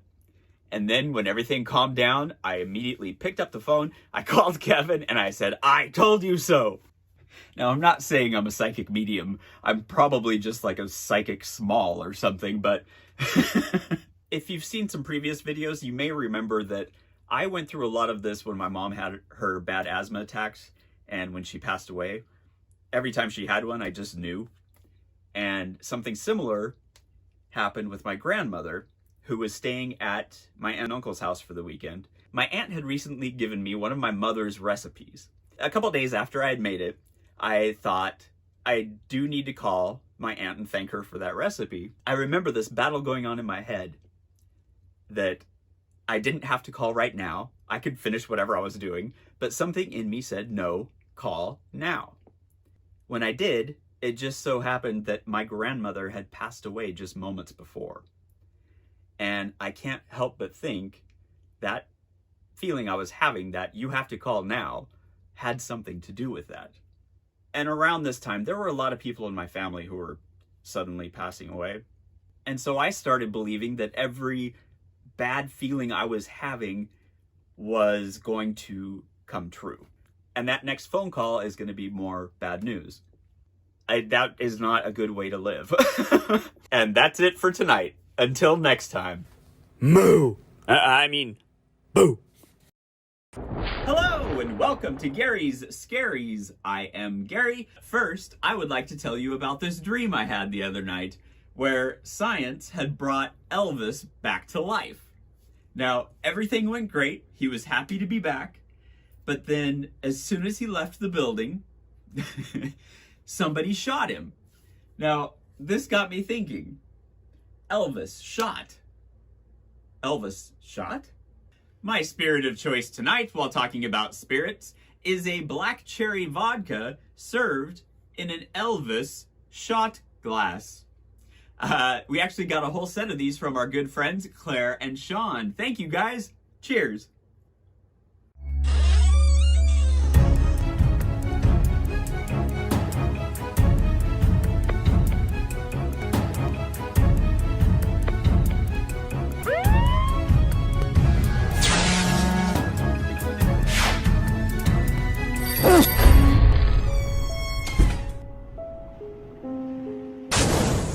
So when I arrived, I went straight upstairs to my bedroom, and across from my room is this little door that has some attic space behind it. Well, I hate it when that thing's open. It just gives me the creeps. So I went to close it. I do not like when this attic is open. Did you hear that? All right, I'm gonna put that up against there. After blocking it off, I turned around and I noticed my bedroom door was closed.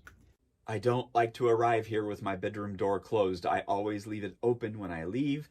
Ever since the cops came and heard something on the other side and broke down the door and there was nothing there.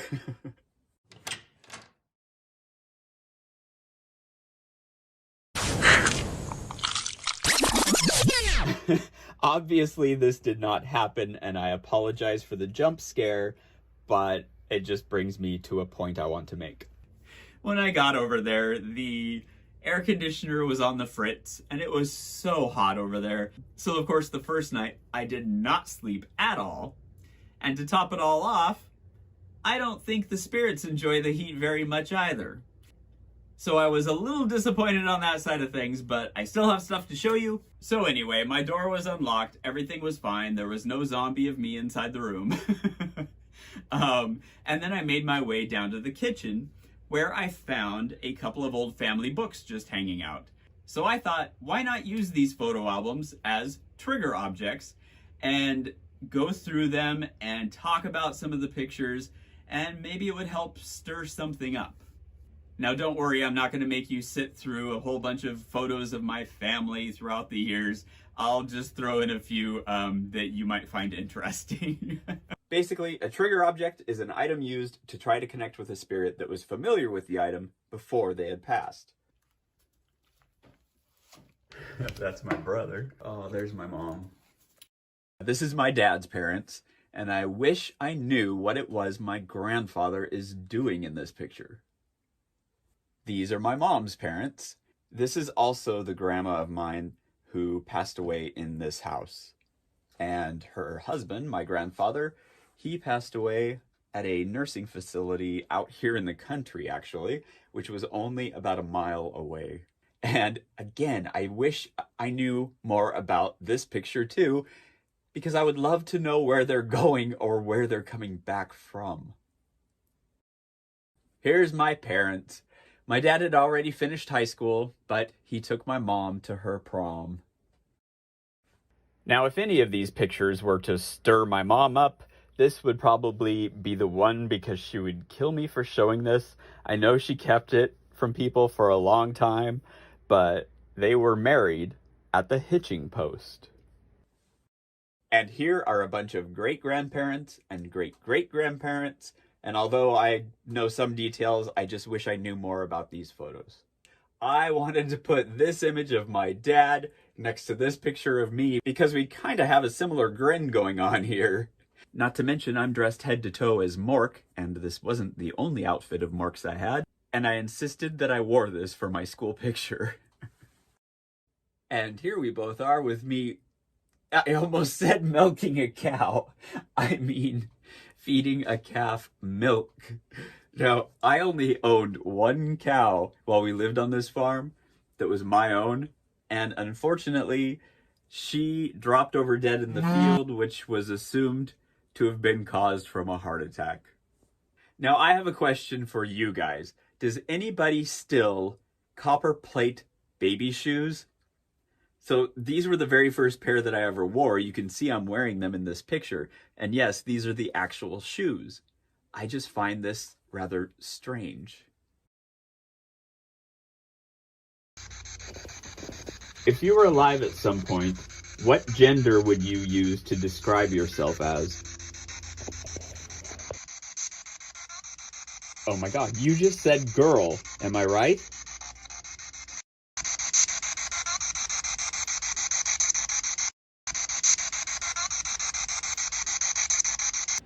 Oh my god, it is so hot in here. I welcome the spirits who bring a cold feeling.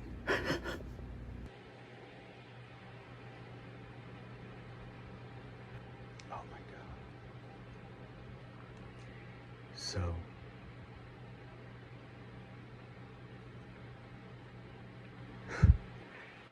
there was just this really, oh my god, I'm gonna say it, loud banging sound. I don't know if you've seen the videos I've done where I make fun of ghosts that bang a lot. But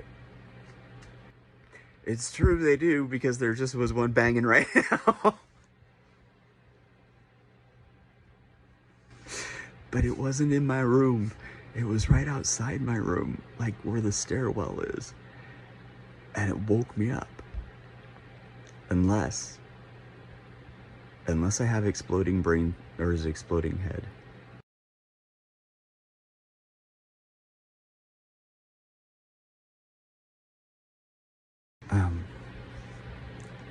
I just woke myself up by, well, not, oh, I can't even talk right now.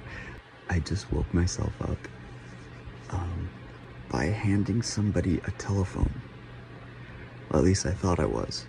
But I was literally sitting up and I had my hand out because I thought I had a phone in it, and I was handing it to someone. I wish I knew who. Was I telling them to contact me? Unfortunately, that is all I have for you tonight. I really questioned putting this one up or not due to the lack of evidence, but I had a couple of fun things to share with you, so I'm glad I did. And besides, it's been too long since we've had a new episode up in this video series. For the next episode, I'd really like to try live streaming. And I want to keep it really basic. If nobody shows up, I'm okay with that, but I'd really love it if some of you did. I'd like to begin the episode by addressing some of the questions and comments that are attached to the videos, and give people kind of some time to show up. And if some of you do show up, then I would like to just open it up to a live Q&A. And then if it's good enough to keep up there, I will leave it there for a while. So if you miss it, you can always come back and catch it at a later time. And then there's the series finale, which may be a two-parter. And the plan for that one has always been to put together a team of investigators to come to the house and see if they can answer some of the questions that I've been searching for. Many of you probably know the name Grant Wilson. He was one of the original creators of Ghost Hunters. He now hosts the series Reboot. A few years ago, he had given me some advice on attachments because I was really concerned that I came back from my childhood home with one. So in the whole thing with the police coming over to the house and telling us that they don't deal with ghosts, I contacted him once more and shared the story with him. And he seemed genuinely intrigued. I gave him my contact info and whatnot, but I never heard back from him. Now, although this was frustrating at the time because I thought I was actually going to get some help with this, it turned out to be for the best, because if it had gone that direction, I wouldn't have moved forward with this series, and I've had a lot of fun doing so. It's been very therapeutic for me and hopefully entertaining for you. So in case you were hoping for the ghost hunters to show up at my childhood home, don't count on it. And until then. Boo. Tabitha, are you shy? Oh, you are not. You're a big ham on camera. Can I have a kiss? Thank you. Hello, and welcome to Gary's Scaries. I am Gary, and I am heading over to my haunted childhood home to do a little investigating with my nephew. We're gonna see if anything is going on there around this Halloween season. So I just passed a neon sign that said winter driving conditions. If you remember last year, one of my drives going over there that was snowy and freaking me out. I really hate driving on slick roads. Oh my god, I can't see a thing. Fuck me. This is up right here. Snowy roads are one of the things that makes my anxiety go through the roof. I see snow. Cabin Creek Road. It sounds like a title of a movie, of a horror movie. Cabin Creek Road. Ah! Ooh, lots more snow! Lots more snow! Whoa. Well, it is getting dark, and we have about an hour left of the drive. Special edition Halloween video! Mwah-ha-ha-ha-ha! I get a little giddy when I drive. I'd like to go out to my hometown's really old cemetery. It's really kind of creepy out there. And maybe we'll try communicating with something. Or is that bad? Is that bad to do in a cemetery? It's Halloween. We're doing it. So I've never known anyone to do a spirit box session while driving. So I figured I would try that right now.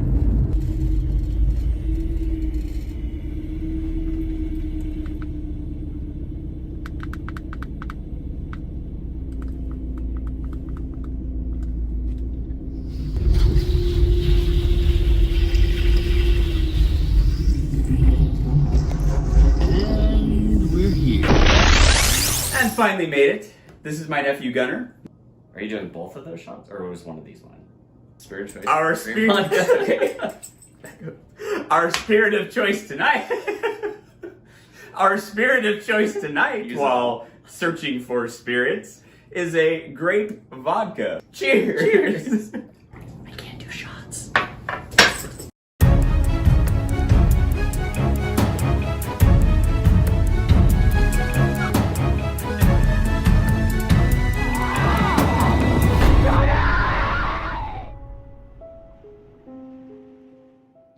Okay, so you can see it was 3:17 a.m. Farrah, my dog, just freaked out in the middle of the night, ran out the door, and then she just laid here on the stairs all night long. She would not leave that step, which is super weird. Look at her, she just looks like she's guarding. It's super weird because she's a puppy and she will not leave my side usually. Won't get out of bed, and she just lay there all night. I tried to take her back to bed with me, and she would just stay on that step. And what's weird, that stairwell is where caught that shadow that looks like it's coming up the stairs. Oh yeah.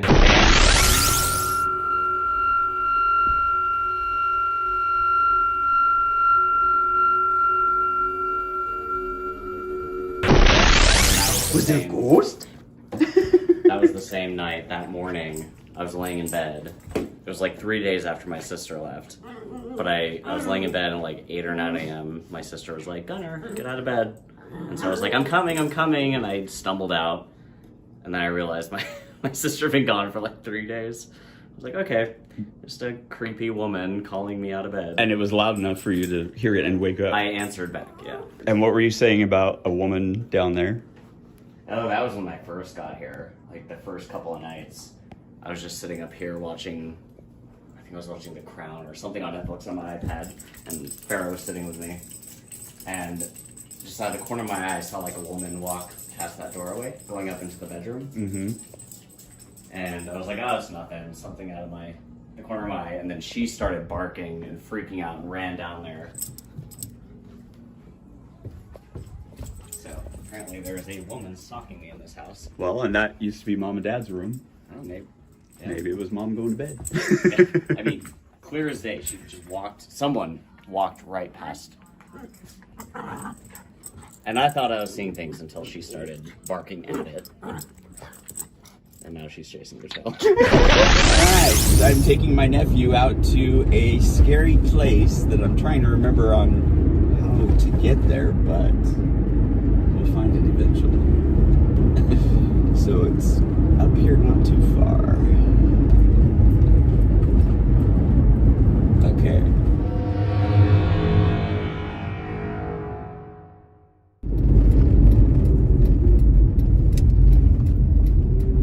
Oh, this is it.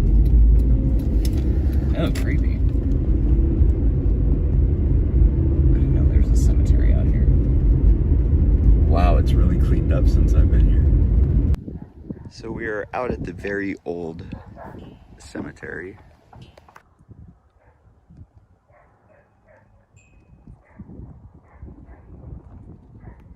So basically, my old childhood home is directly across the river over here.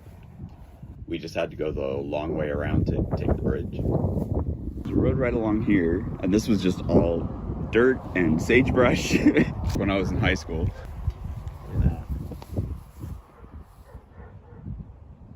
His name's Goolsby. Oh, whoa. Bella Goolsby. What a cool name. 1938. They're all so young here. That's a kid too, next to... Whoa. Doesn't even have a name, it just says baby or kid. Man, these are all so young. That one's got a headless cat too. What's with all the headless Oh cats? my gosh. Actually, it's not a cat because it has hooves. Same, the other one did too. What is it with all the headless goats? Another headless. And it's another baby.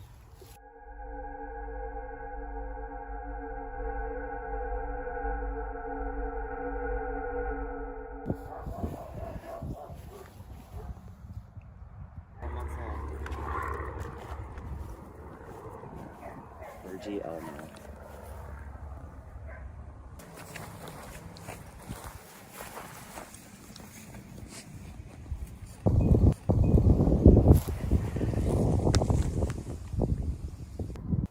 Okay, I could not imagine living right there. Now,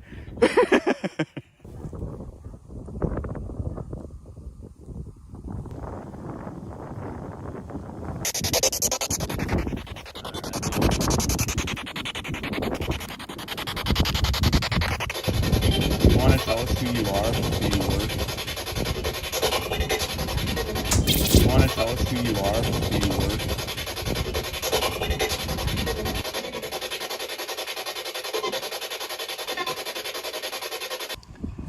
Say it again. it says the eternal judge of all the earth is just in all his ways, alike in those which give us birth and those which end our days.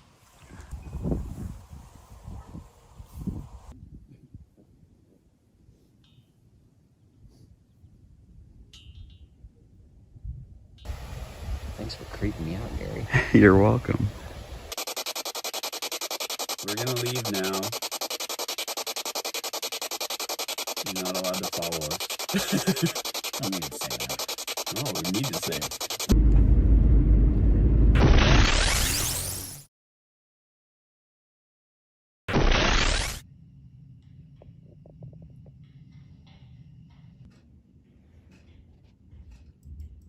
Is there something down there? Oh my gosh.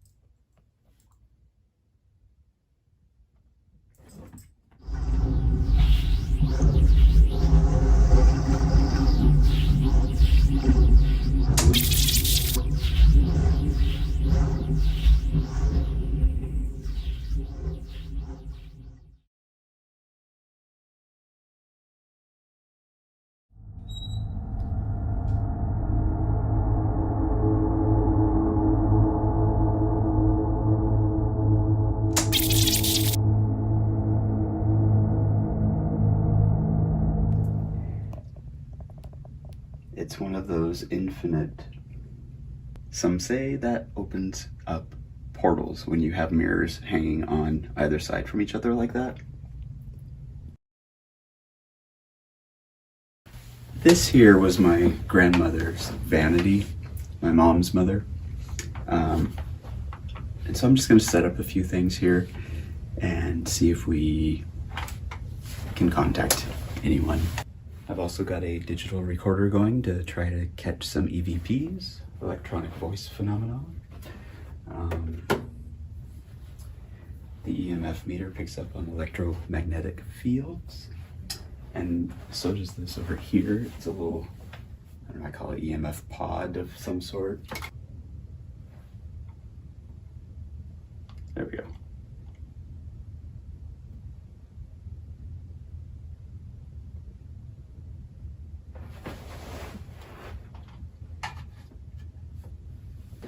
I'm gonna hit the lights. I'm gonna turn on this little black box. And if you speak, we should be able to hear you through it. Is there anybody here with me this evening? Hey. Grandma? Is there anybody here with me this evening? Hey. Grandma? Beatrice, are you here? Beatrice, are you here?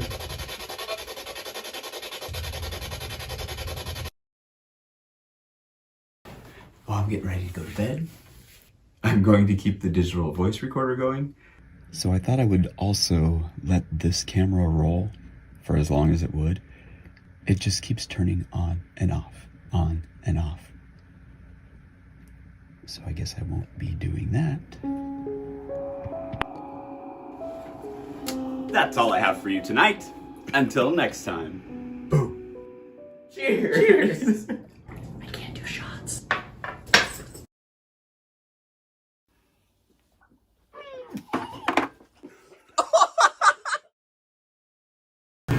Done. Get a drink. Why?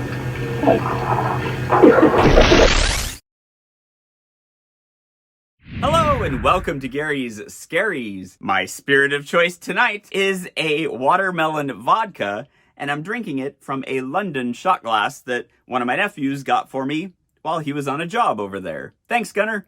Cheers. So, I knew that I was not going to have a video to post this Tuesday because I was going to be over at the house that I grew up in. But I was going to come back with this surprise. I've got a new episode for Haunted Childhood Home. I am heading over to the house that I grew up in, and I'm going to return with an all-new episode for Haunted Childhood Home. Well, that didn't happen either. I have to share this with you. It's unbelievable. And then we'll move on into something else. So a bunch of us were meeting at that house to celebrate my nephew's daughter's first birthday. And I got up early in the morning, hit the road. I never get out of here that early. Have always been later in the day. But I didn't think to even check the pass because, I don't know, it was April and snow didn't cross my mind. Oh my God. I'm not doing this. Oh my God. My car is just slipping. My tires are not working well. Oh my God, my car wants to die. Oh my God. But I wasn't even to the pass, and there was snow everywhere. You couldn't see the road. There were cars in the ditch everywhere. Well, I finally got to this exit and I turned around, but as I was turning around, I thought I'd check the pass further up on the cameras and see if it was any better, and no, it wasn't, of course. And then they closed the pass. I drove back home, and then a few hours later, I checked the pass again, and it looked like it was getting better. So a little while later, it was open again, and it was only traction tires advised. So I hit the road again. This cannot be the same road that I was on earlier today. I got over there, I missed the party, and that night, my nephew's father-in-law, he started getting really sick. And he has this congestive heart problem that he just said that's what it was, and he didn't want to go to the hospital because he knew what it was. But then later on, he actually asked my brother to take him to the hospital, and it turned out to be pneumonia.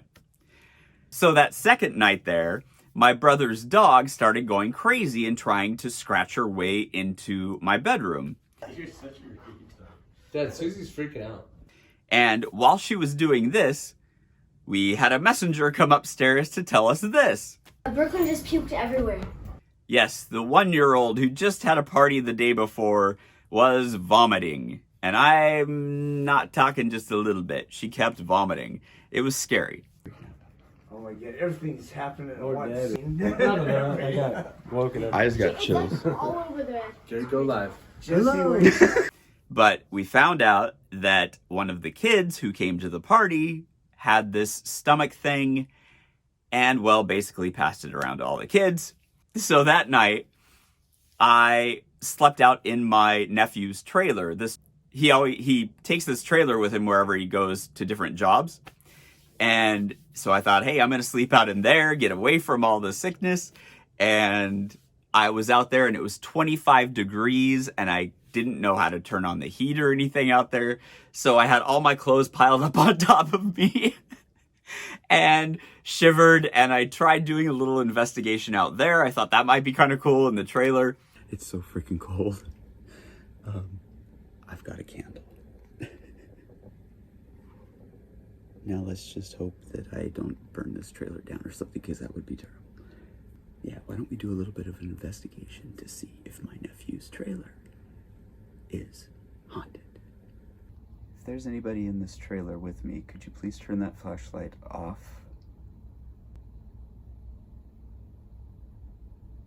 If there's anybody in this trailer with me, please turn that flashlight off.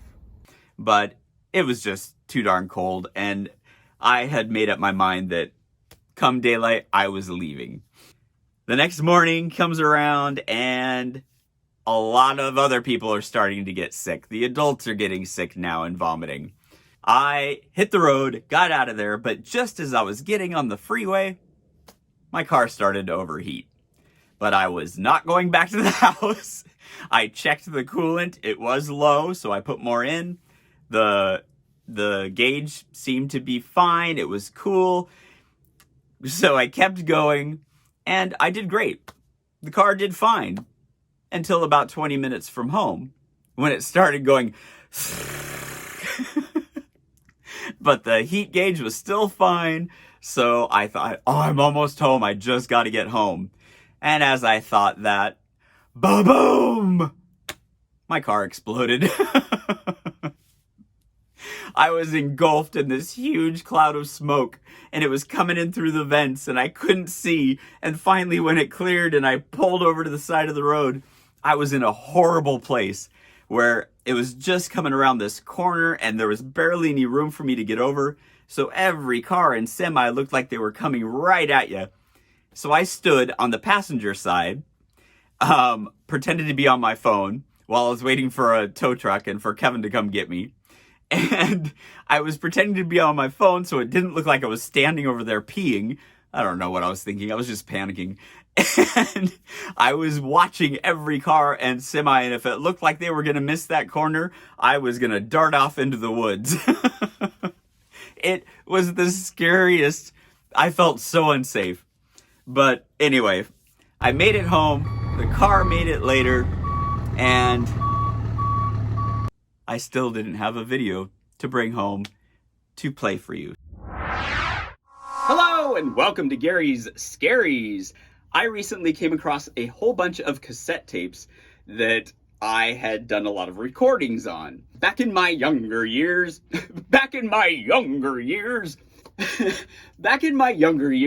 I used to carry either a video camera or a cassette player. And I was basically recording my entire life one way or another. And in this particular recording, I am telling a ghost story to one of my cousins when we were camping. Now, keep in mind, this was recorded nearly 30 years ago, back in 1992. And I told this story on a previous episode on this channel in the Haunted Childhood Home series. Now, I know that the brain can play games with you and it can forget things or choose to remember certain things. And I was actually surprised by how well I remembered this story today as compared to when it happened 30 years ago. Now that we're getting back into some ghost stories, I would like to say my spirit of choice tonight while talking about spirits is a caramel vodka that I'm drinking from a Bigfoot shot glass. Cheers.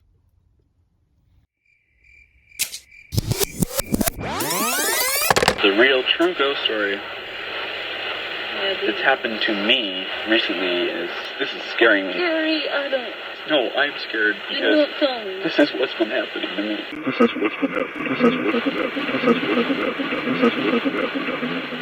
Like a week, like 2 weeks ago, I woke up and I see this glowing face, and it has like these ripples of light, but it's like ribbon, and she's like a glowing yellow color all over, and these ribbons are like flowing out. They're like waving in the wind, and she's just staring at me, and I reached over and I turned on the light really quick, and then it was gone. And then a few nights later, I wake up and I see this man in his tuxedo looking down at me with a red tie, and I just reached over and turned on the light, and he was gone. I sat there and I freaked, and I left the light on for a while. I woke up and I turned the light back off. Then, on the other side of my bed,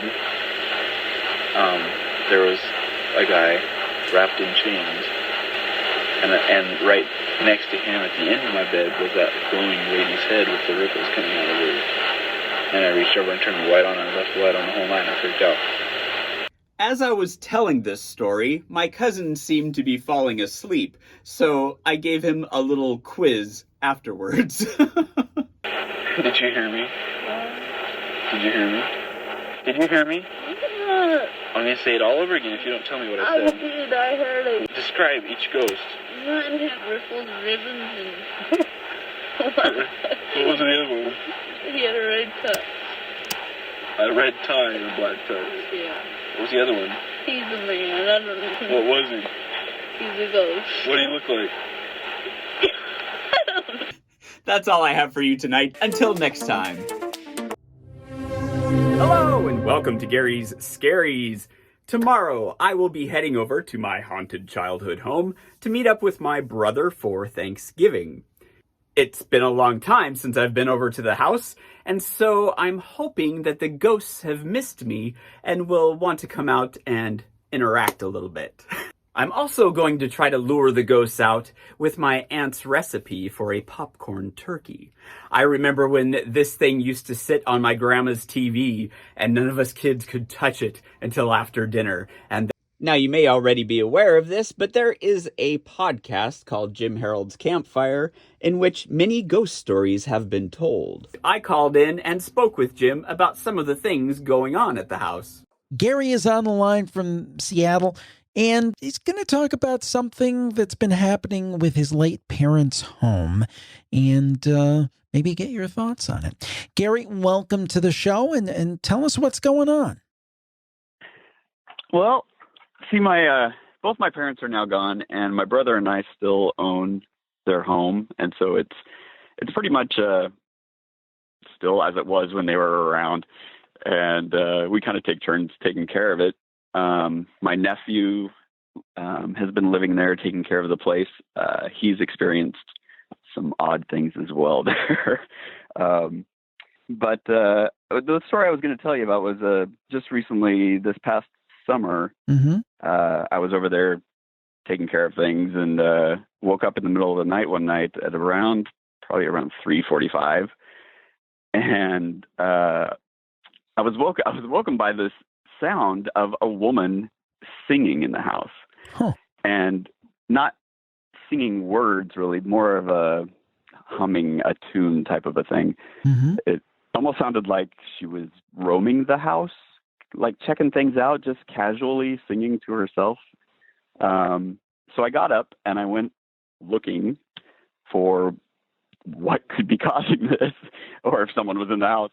And every time I catch up to it, to the sound, it would change direction, like it would be behind me.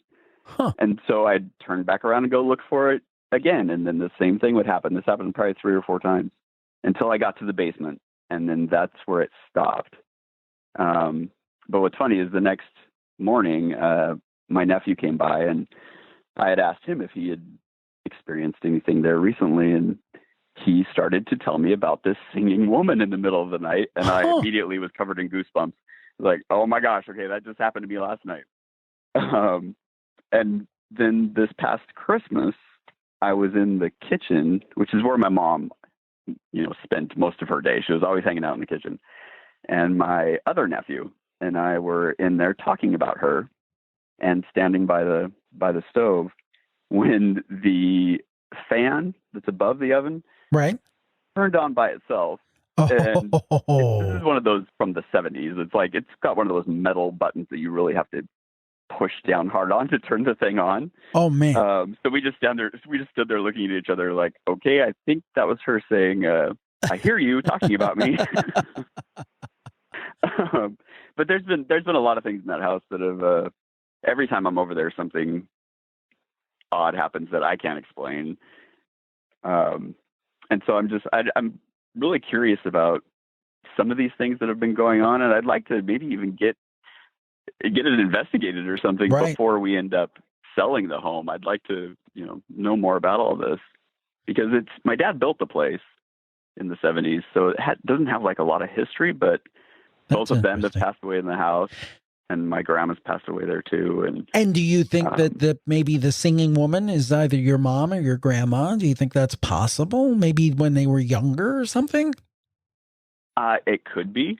I would tend to maybe think that it'd be more my grandma, because it really didn't sound like my mother. Mm-hmm. Certainly, it sounds like something's going on, especially with that hood over the oven. And I know it's probably like a toggle, like a metal toggle switch or something. And just to know that kind of like it turns on by itself, but not really by itself. Now, let me ask you this. Now, my dad's with us still, thank goodness. My mom's passed. I think I've heard her say something to me like telepathically, but I've not seen her, or there's not been anything like what you're describing. I mean, are you glad that there's stuff happening? I mean, what are your thoughts? Is it comforting, or is it just a big mystery? What are your thoughts? It's comforting sometimes, but sometimes it isn't. I get pretty freaked out when I'm over there by myself. Mm-hmm. So I think if it was more something that wasn't evil, I don't think I would be as afraid as I get over there sometimes. Interesting. My dad, his favorite hangout spot out by the shed, I've been out there, and my phone has just turned on by itself and started playing the same song that I put on his memorial video. Oh, man. Best of luck in your search for answers, and I hope you don't get too freaked out about everything, but we thank you for sharing your story tonight on the campfire. Hey, thank you. That's all I have for you tonight. Hello, and welcome to Gary's Scaries, and this final episode of Haunted Childhood Home, although it could come out as a part 1, 2, and maybe part 3. This is going to wrap up what I've been doing for the past 3 years, creating these videos. Now, I know I said this video was going to be out a while ago, but there was so much that had to be done over there in prep for the sale and the sale itself, and there was so much drama getting in the way of it all that when everything was said and done, when I came home, I didn't want to go back through all the footage, because I just needed to take a step back and get away from it all for a little while and come back into it fresh. So I hope you find it worth the wait. And that being said, my spirit of choice tonight, while talking about the spirits for the last time, is this bottle of vodka. Cheers.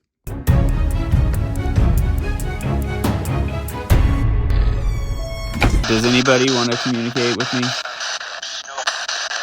Well, at least you're honest.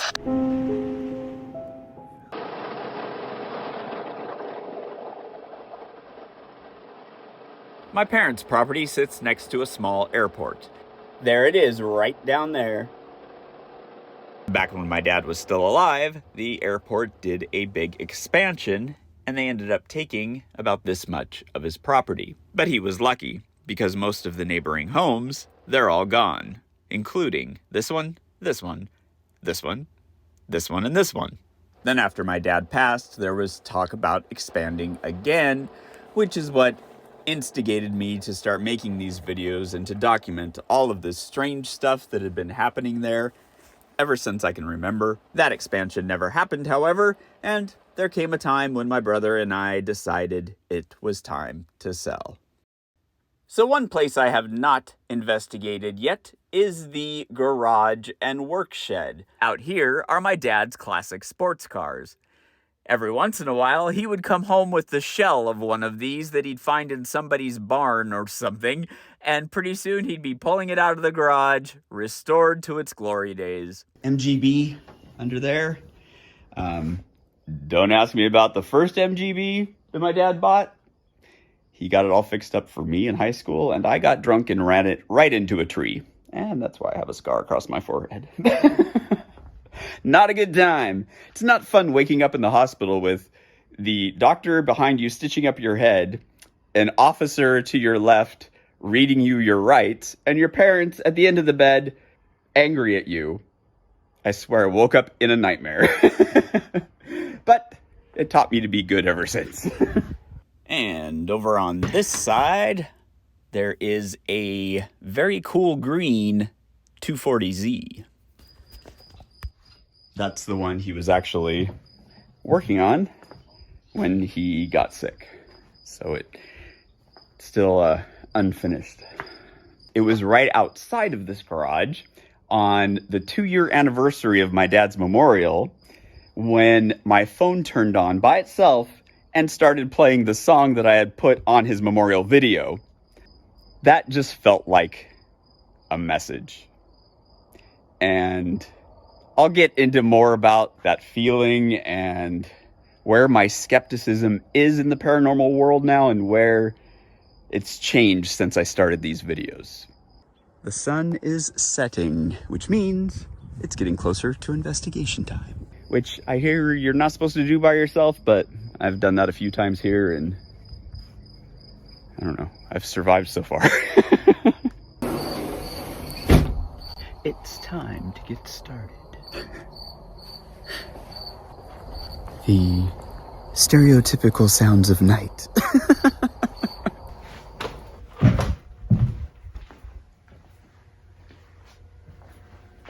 I keep thinking I'm going to see a face right there.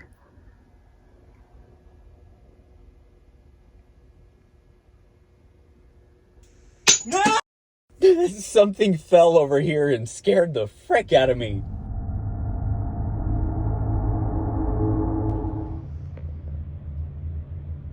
Can you get close to that green light? Whoa. Oh my god. Okay. Oh my gosh, it just got really, really, really, really cold right here. I've never felt anything like this. Seriously. I can feel it moving around. It's moving around my hand. It seriously is like a bubble of cold air right here. Oh my god, oh my god, oh my god, oh my god, oh my god, oh my god. See, and now it's moving away. Can you come back and do that again, please? Can you come closer to this green light over here for me, please? Oh my god. It's moving up my body. Whoa. Oh, now it just went around me. Oh my god, it went around my back and now I feel it on this other hand. Okay, I gotta turn the light on. What's this? It's a whole bag of sage. Is somebody smudging? What is smudging? Well, smudging with sage is an effective method for cleansing the negative energy or spirits from a home. Supposedly. Somebody doesn't like what's going on here. Okay. The sage is pushing me away too. Maybe I'm a ghost. Oh my god. What if trapped here at my old house? Oh, why did I have to think that? Gosh, maybe I do the same thing every night. Maybe I'm a ghost. Oh my god. Oh, why did I have to think that? Gosh, maybe I do the same thing every night. Gosh, maybe I do the same thing every night. I want to turn this light off. But I don't know where that... My dad put that one in long after I moved out. Okay, that's not it. Are you a clapper? Where is that light switch? I can't find the goddamn switch. Very practical, Dad. Okay, I'm gonna open up the breaker box and I'm going to shut everything down so it's totally quiet and no light whatsoever. Okay, I am sitting on the steps where I saw the shadow figure appear when I was here by myself.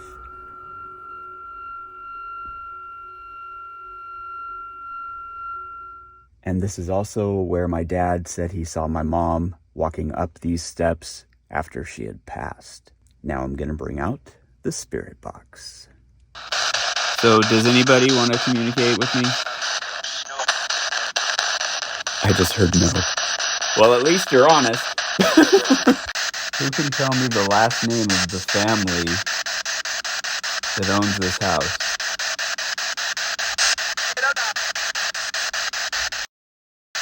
Who can tell me the last name of the family that owns this house?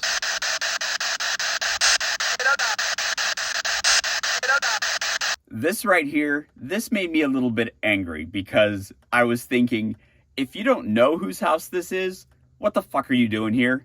Get out. Can you tell me the last two numbers of the year that it is right now? Can you tell me the last two numbers of the year that it is right now?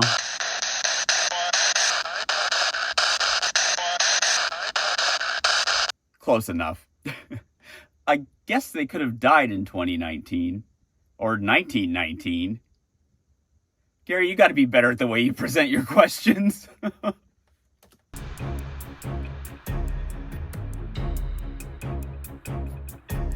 Okay, out of my dad's garage, he always used to play the radio. We would play it even after he was gone, but then we started turning it off, and it has not been on the entire time I've been here, but now it's on. I think he wants it on.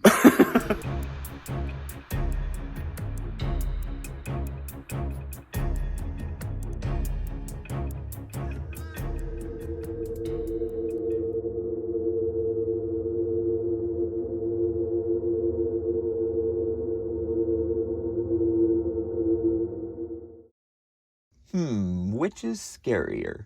Me being in the house alone with ghosts? Or me being in the house asleep all night with this above me? There was a time when I thought all this weird stuff going on there was due to me playing with the Ouija board back in high school. I ended Series 1 with a video about that. But that wouldn't explain everything that happened before high school. So I kind of took my Ouija board theory out of the picture. Then when I was going through some boxes that I had brought home from the house recently, I came across a whole bunch of slides. That's my mother pregnant with me, and look at what my grandmother and her did that same night. Seriously? Let's draw letters around the belly, and then it can spell out things by pushing from the inside out.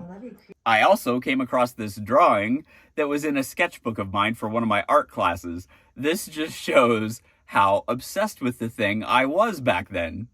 Now, I know the Ouija board is made by a game company, but I think that if you put enough thought and energy into any type of tool for communicating with the other side, you risk the potential of actually contacting something. I had mentioned in that other video that I was going to say goodbye on that same Ouija board in the house before I left. And I haven't gone through everything from the house, but I still haven't come across the Ouija board. And so before leaving there, I sat down with this one that was a Stranger Things Ouija board that I found at the house for some bizarre reason.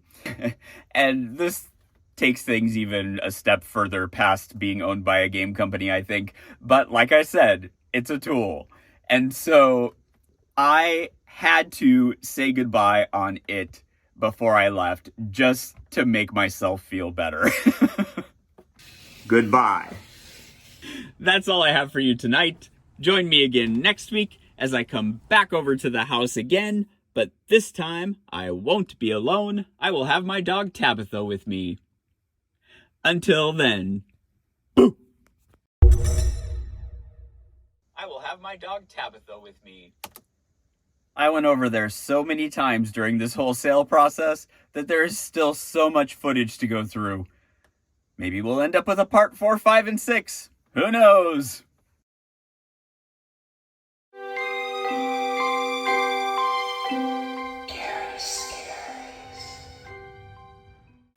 Hello and welcome to Gary's Scaries. Sorry, I always scare you when I do that, don't I?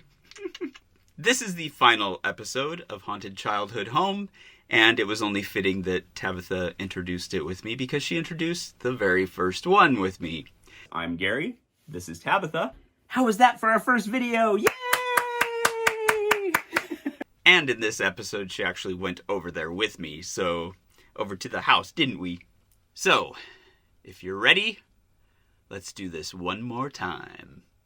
But first, my spirit of choice tonight while talking about the spirits, for the last time, is a Skittles shot. And I'm drinking it from a Ventura, California shot glass when I went down and visited my nephews recently. But this cheers is for all of you who have stuck with this series from the beginning, and for those of you who are brand new to it, cheers.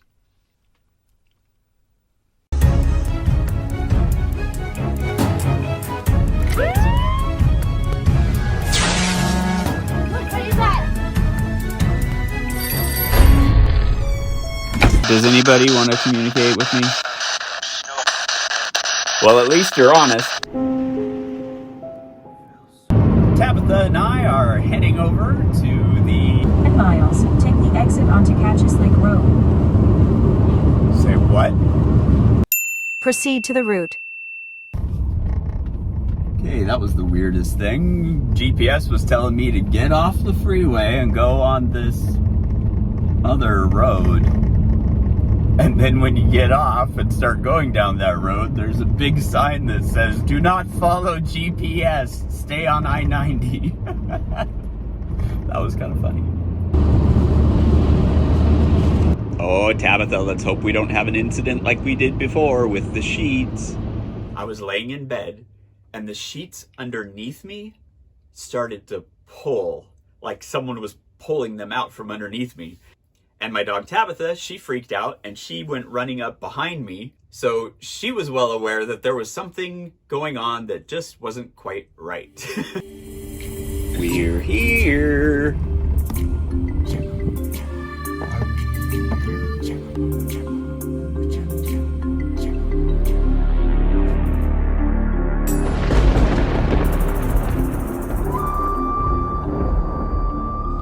Just walk in the door and she's already leery of something. The first thing I always do when I get here is take my sheets and put them in the wash, because you never know who was sleeping in them, or if there were some mice families in there.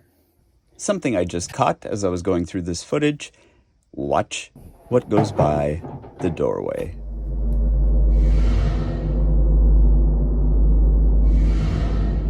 Are we gonna do ghost hunting? I was just going through some stuff in the closet back here, and creepy. And Princess Di actually passed away right before my mother did.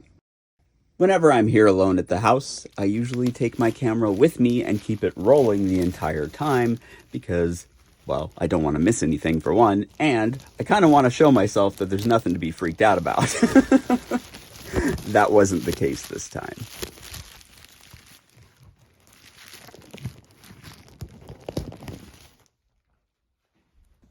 Did you see? I'll go back. This is my reflection in the window here. Whose is this? And look as I go frame by frame, it looks like it's coming out of the corner of the wall and then makes a mad dash towards me. I have to process that one for a while. Moving on. This first night here, I need to get some rest. But I am going to put the EMF detector on with the camera on it for as long as it'll run, and we'll see if anything comes into the room and walks around me while I'm sleeping. Yay!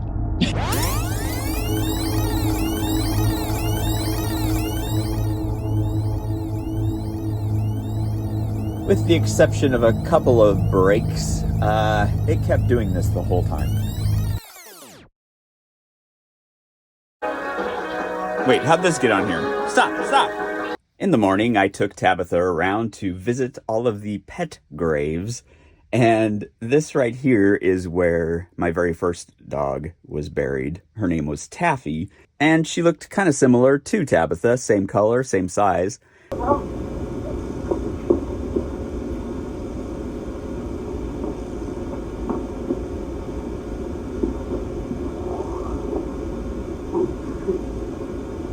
What I don't show here is when Tabitha decided to take a poo right on top of her grave. But maybe that's a good thing in dog world, and she was just making sure she got her scent.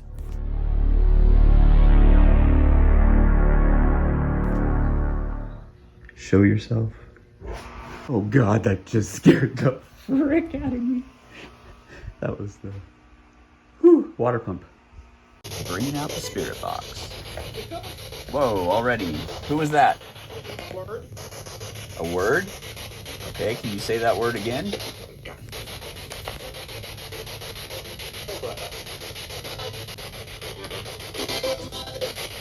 Okay, that just sounded like your mother.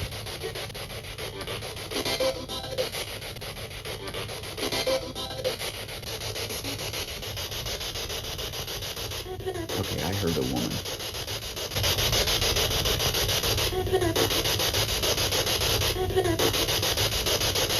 All right. Mom and Dad,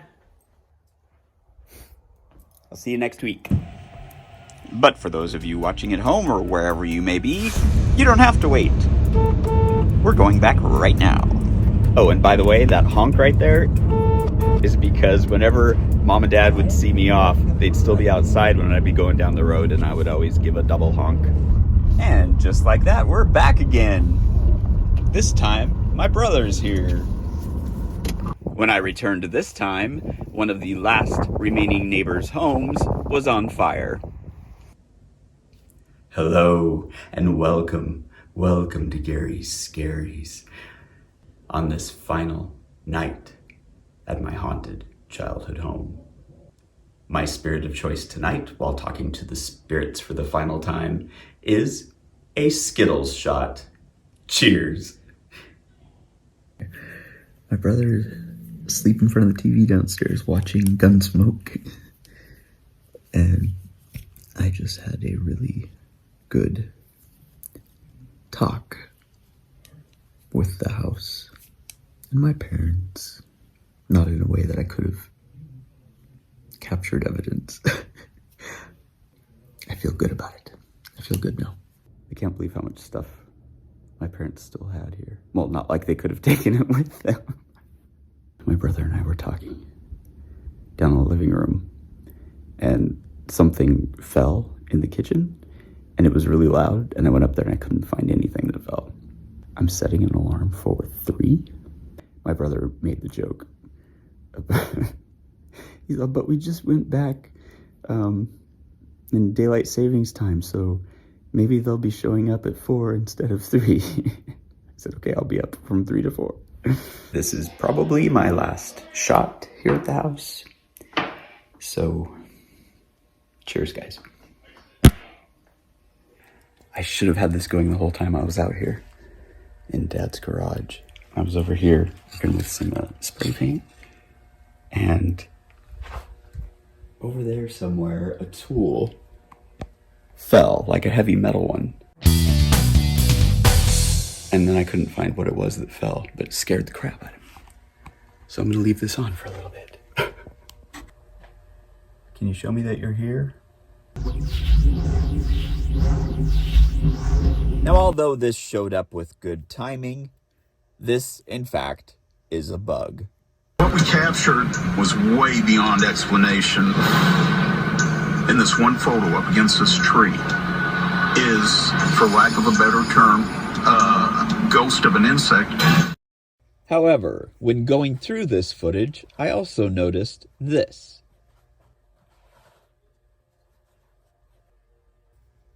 And that can only be one thing. Ghost of an insect. I just noticed this while I was editing. Take note of this cupboard right here being closed. This other one is open, but that one is closed.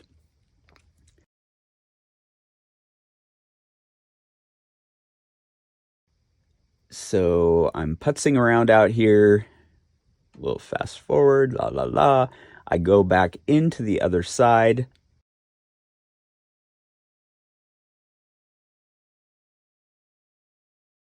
Now look at the cupboard. Maybe it opened up when I walked by. I don't know. Otherwise, I can't explain this. But this is where your great-grandma passed. And she would see things in here all the time. And this is her old bed. I dare you to go to the barn. I dare you to f*** off. The basement door's unlocked. Shut up. It is. Well, go lock it. Look at that. Shut the f*** up. I didn't do anything. That was scary. I didn't look. No. Driving a U-Haul. And it looks like I'm going to be at this intersection for a little while, so how's it going? I started on all of this back in the beginning of August. It is now November, and we are finally almost done. And since we've signed off on the sale of the house, I am going to go back to Seattle while my brother is going to wait around for his check. Well, you've probably guessed that this was not my last trip over here. So I'm making another trip over to the house. This one I was not expecting. I thought I was done over there, but my brother requested that I come back for the last night that he's there. So that's what I'm gonna do. If this was really going to be the last night in the house, I was going to use anything possible to try and communicate. I had this pack of tarot cards here that I had never used before, and I don't know how to use them, but I tried. Oh my God. You saw that. Okay, something's telling me to grab the spirit box. One sec. Who's here with me right now? Ghosts? How many ghosts? Okay, I just heard 7, and then another voice said ghost again. How many ghosts? Can you see me? Oh, you're watching me, huh? Then how many fingers am I holding up?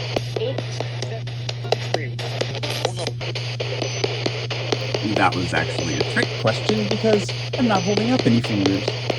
But weird that you responded with numbers. How many fingers am I holding up? What would Aunt Donna make out of popcorn for Thanksgiving? No f***ing way. This one is really interesting because if that's what they're saying, if they're saying turkey, they are exactly right. My aunt would bring a popcorn turkey to Thanksgiving every year for all the kids to devour. It was made out of caramel corn and looked something like this. Mine's just not as pretty as hers was. What would Aunt Donna make out of popcorn for Thanksgiving? No f***ing way. Who built this house?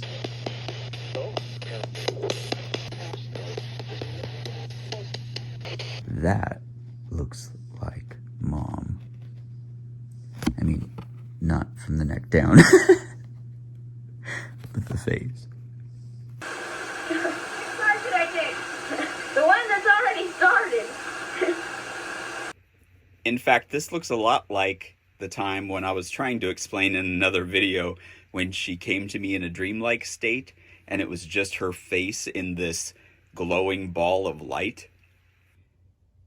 It was very real. She was in front of me, but in a light type of form. And you could kind of see her face in it, but not quite, yet I knew who I was talking to. And what makes this even more real to me is the fact that when she said she had to go and I tried to keep the conversation going, she was very adamant about having to leave. And as soon as she did so, as soon as that light kind of backed away and faded out, the alarm clock went off. Who can tell me what this is? I'll give you a hint. It's a seed. It's a marigold seed, actually. These were my mom's favorite flowers besides gladiolas, and every year she would line the walkway going up to the front door with tons of marigolds. Here you can see a bunch of them. They go all the way up the walkway and across the front of the house, even some over here under this little tree. When I found this picture, I also found this one of my mom as the witch that she would be almost every year. She's the one that really got me into Halloween.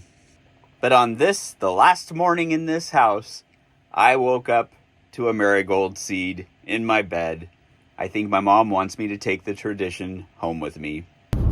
Well, we just dropped off the final stuff to storage and heading back to the house and picking up my stuff and heading home. Now, although I didn't find out exactly what had been causing all these strange occurrences over the years, I did come across a clue. This old card from my grandmother who tells me to be good or she'll haunt me. I really love this. My brother ripped up the carpet in the basement, and underneath it were my dad's and my uncle's initials because they built this house. The last shot. Cheers, Mom and Dad. We now come to the end of Haunted Childhood Home. I thank you once again for taking this journey with me. I came looking for answers, and although I'm not leaving with many of them, I am leaving with something else. Closure.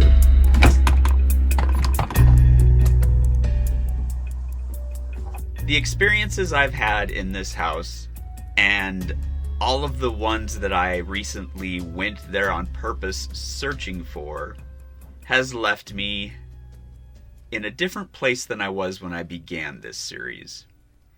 I am now more of a skeptic when it comes to literal ghosts.